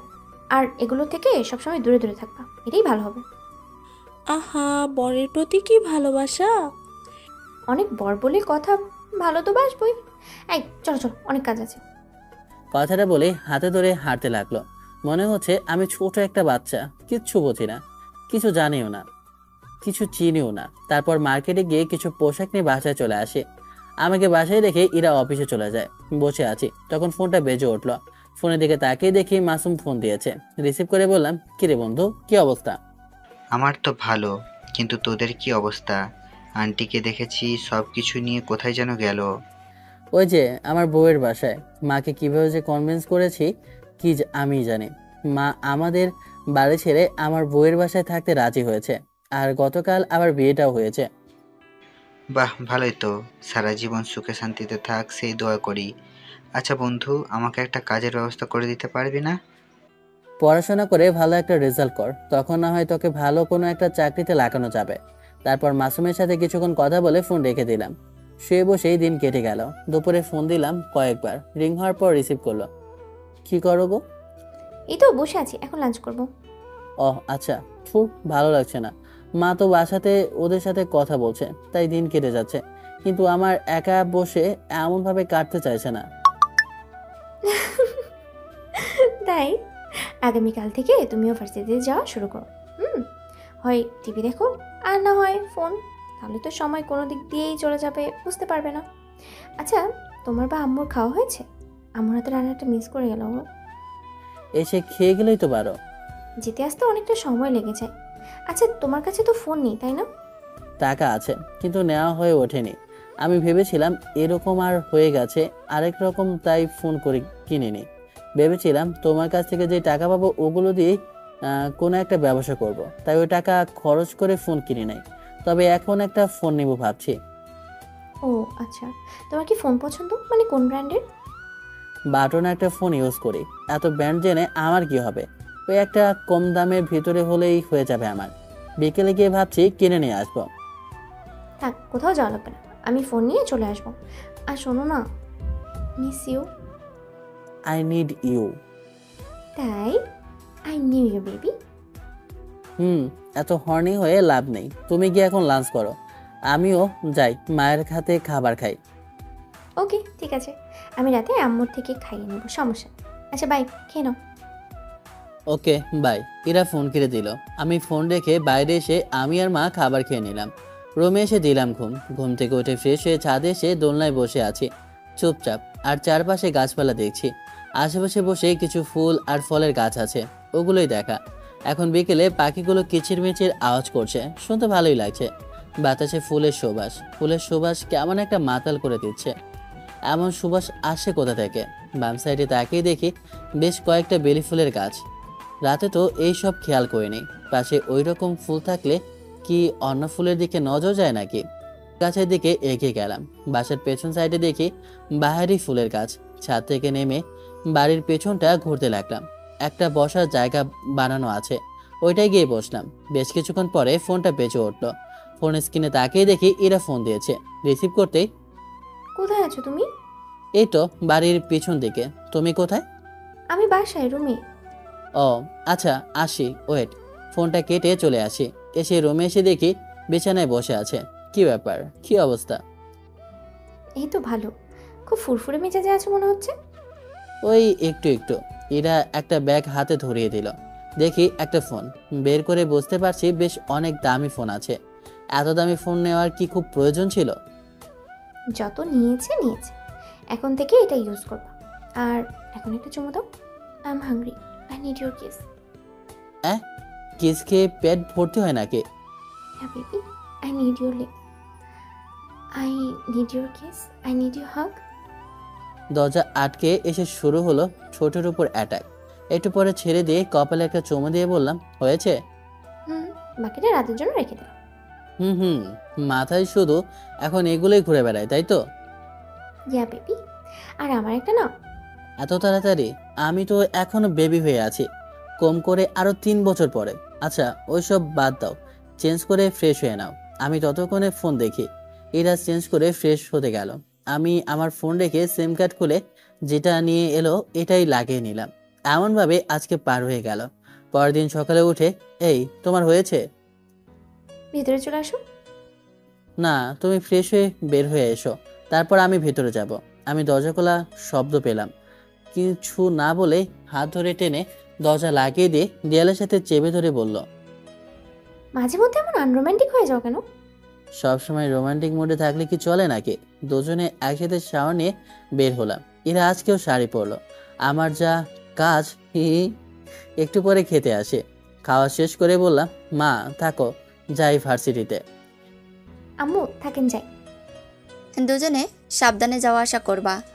বেঁচে থাকার সম্বল আগে একজন ছিল, এখন 2 জন হয়েছ। আমি কিন্তু কাউকে হারাতে চাই না। দুজনেই সাবধানে যাওয়া আসা করবা, ওকে? ইরা গিয়ে মাকে জড়িয়ে ধরলো। চোখে পানি চিকচিক করছে। পাগল মেয়ে, কান্না করো কেন? খুশিতে আম্মু, আমি এগুলো মিস করে দিয়েছি, এগুলো মিস করেছি। আমি তখন বুঝিনি আব্বু কি নিজের মন মতো চলেছি। এখন আমার অনেক আফসোস হয়, কষ্ট হয়। এখন আর করতে হবে না, আর কষ্ট পেতে হবে না। আমি তো আছি, তাই না? যদিও আমি আছি, কিন্তু আপন মা বাবার মতো তো হতে পারবো না। তবে আমার যতটুকু শক্তি আছে সেটা দিয়ে দুজনকে আগলে রাখবো, ভালোবাসবো, আদর যত্ন করব। আর ভুল করে নিজের মেয়ের মতো করে কিন্তু শাসন করতে হবে। আচ্ছা ঠিক আছে, এবার কান্না থামো, অনেক কান্না করলা। দুজনে সাবধানে যাও, ওকে? আল্লাহ হাফেজ। আল্লাহ হাফেজ। মা ইরার গালে একটা চুমু দিল। আমি গিয়ে গাল এগিয়ে দিতে আস্তে করে একটা থাপ্পড় দিয়ে বলল, যা সর, আর এখন ভার্সিটিতে যা। যাচ্ছি। এখন অন্যজনকে বিয়ে তো আমাকে ভুলে যাবাই। আচ্ছা থাকো, আল্লাহ হাফেজ। এই চলো। তারপর দুজনে চলে আসে। গাড়ি থেকে নামতে যাব, তখন এরা ইশারা দিয়ে গাল এগিয়ে দিয়েছে।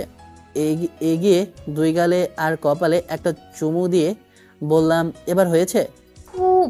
আর ভুলেও মেয়েদের সাথে কথা বলবা না। আচ্ছা যাও। আমি গাড়ি থেকে নেমে গেলাম। ইরা চলে গেল। ভার্সিটির ভিতরে একটা ভাব নিয়ে প্রবেশ করলাম।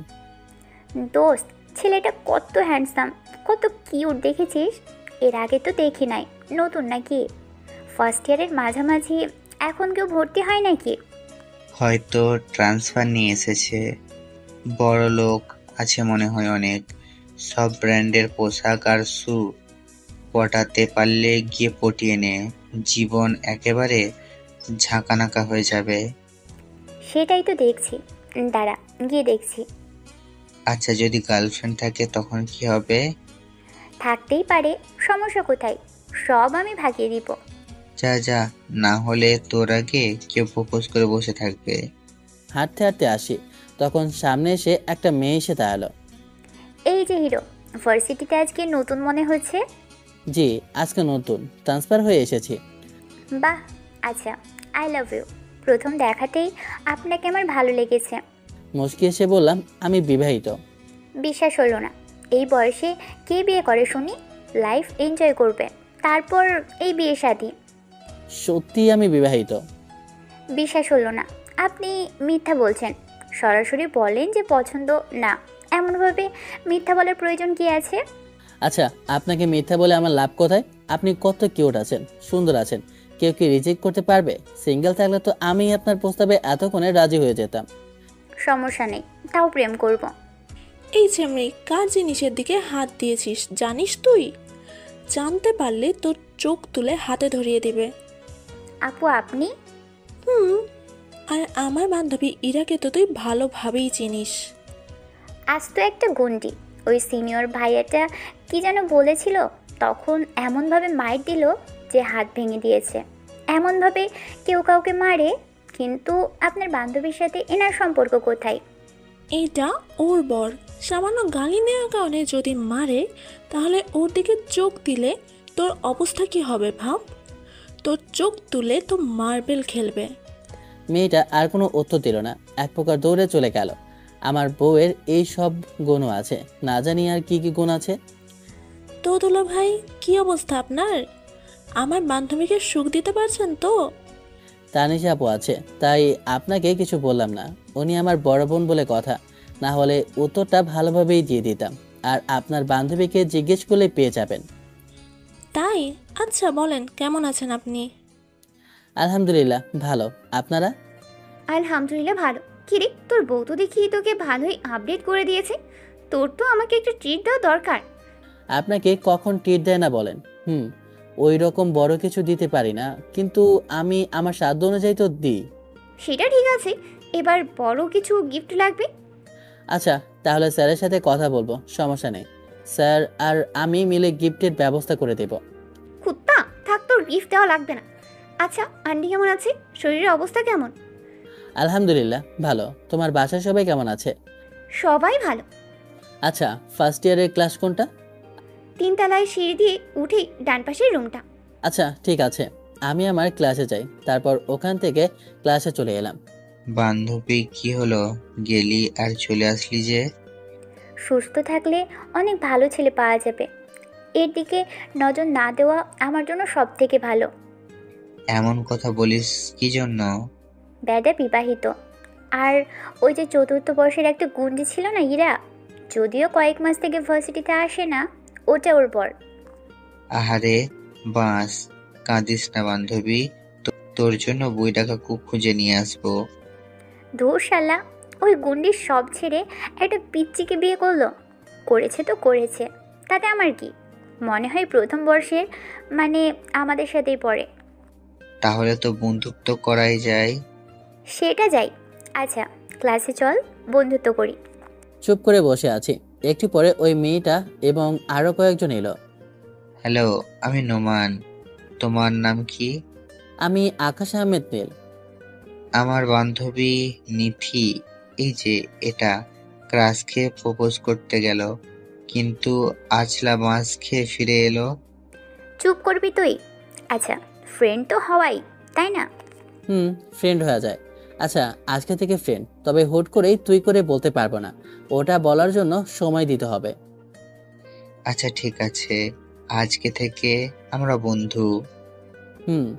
সে যে আমার ভার্সিটির জীবন শুরু হলো। 3 বছরের মাথায় পড়াশোনার পিছনে বাস গুঁজে দিয়ে দাঁড় করিয়ে রেখেছি, কারণ আমার কিউট একটা মেয়ে হয়েছে, তাই আমাকে অফিসে যাওয়া লাগে বেশ কয়েক মাস থেকে। এই 3 বছরের ভিতরে ঝগড়া, রাগ, অভিমান সবকিছু ছিল। মাঝে মধ্যে মেয়েরা প্রপোজ করলে আমার পরিচয় জানার পর সাহস পায়নি আর কিছু বলতে। বুঝতে পেরেছি ওর এই ভার্সিটিতে বেশ দাপট ছিল। রাজনীতির সাথে জড়িত আছে কিনা জিজ্ঞেস করাতে বলে, আমার বিজনেস রেখে রাজনীতি করতে যাব কোন দুঃখে? সব পয়সার খেলা বুঝেছ? টাকা আছে মানে এমপি ওসি থেকে সবাইকে পকেটে রাখতে পারবা। ভার্সিটিতে থাকতে অনেক কিছুই ঘটেছিল, ওগুলো অন্য কোনো একদিন বলবো। অফিস থেকে এসেই দেখি মা, ইরা আর আমার মেয়ে বসে আছে। আমার মেয়ের নাম অনামিকা তাবাসসুম ইমা। আমি গিয়ে আমার মেয়েকে মায়ের কোলে থেকে তুলে নিয়ে ইরার পাশে বসলাম। এগুলো চেঞ্জ না করে বসলা যে? আরে পরে চেঞ্জ করা যাবে, এখন আমি আমার মেয়েকে একটু আদর করে দিই। সেটাই করো। আমাকে তো তুমি এখন ভুলে গেছো। আমার থেকে মেয়েকেই বেশি পছন্দ হচ্ছে। যদি জানতাম এমন হবে তাহলে বেবি নিতামই না। আমার ভালোবাসার বেশিরভাগই এখন ভাগ বসিয়ে দিয়েছো। তাই না? পাশে তাকিয়ে দেখি মা উঠে চলে গেছে কবে। সোনা, তোমারে তো ভালোবাসবো, আদর করবো রাত 12টার পরে। ভালোবাসা আদর জমাই তো 12টার পরে। লাগবে না তোমার ভালোবাসা, তোমার ভালোবাসা তোমার কাছেই রাখো।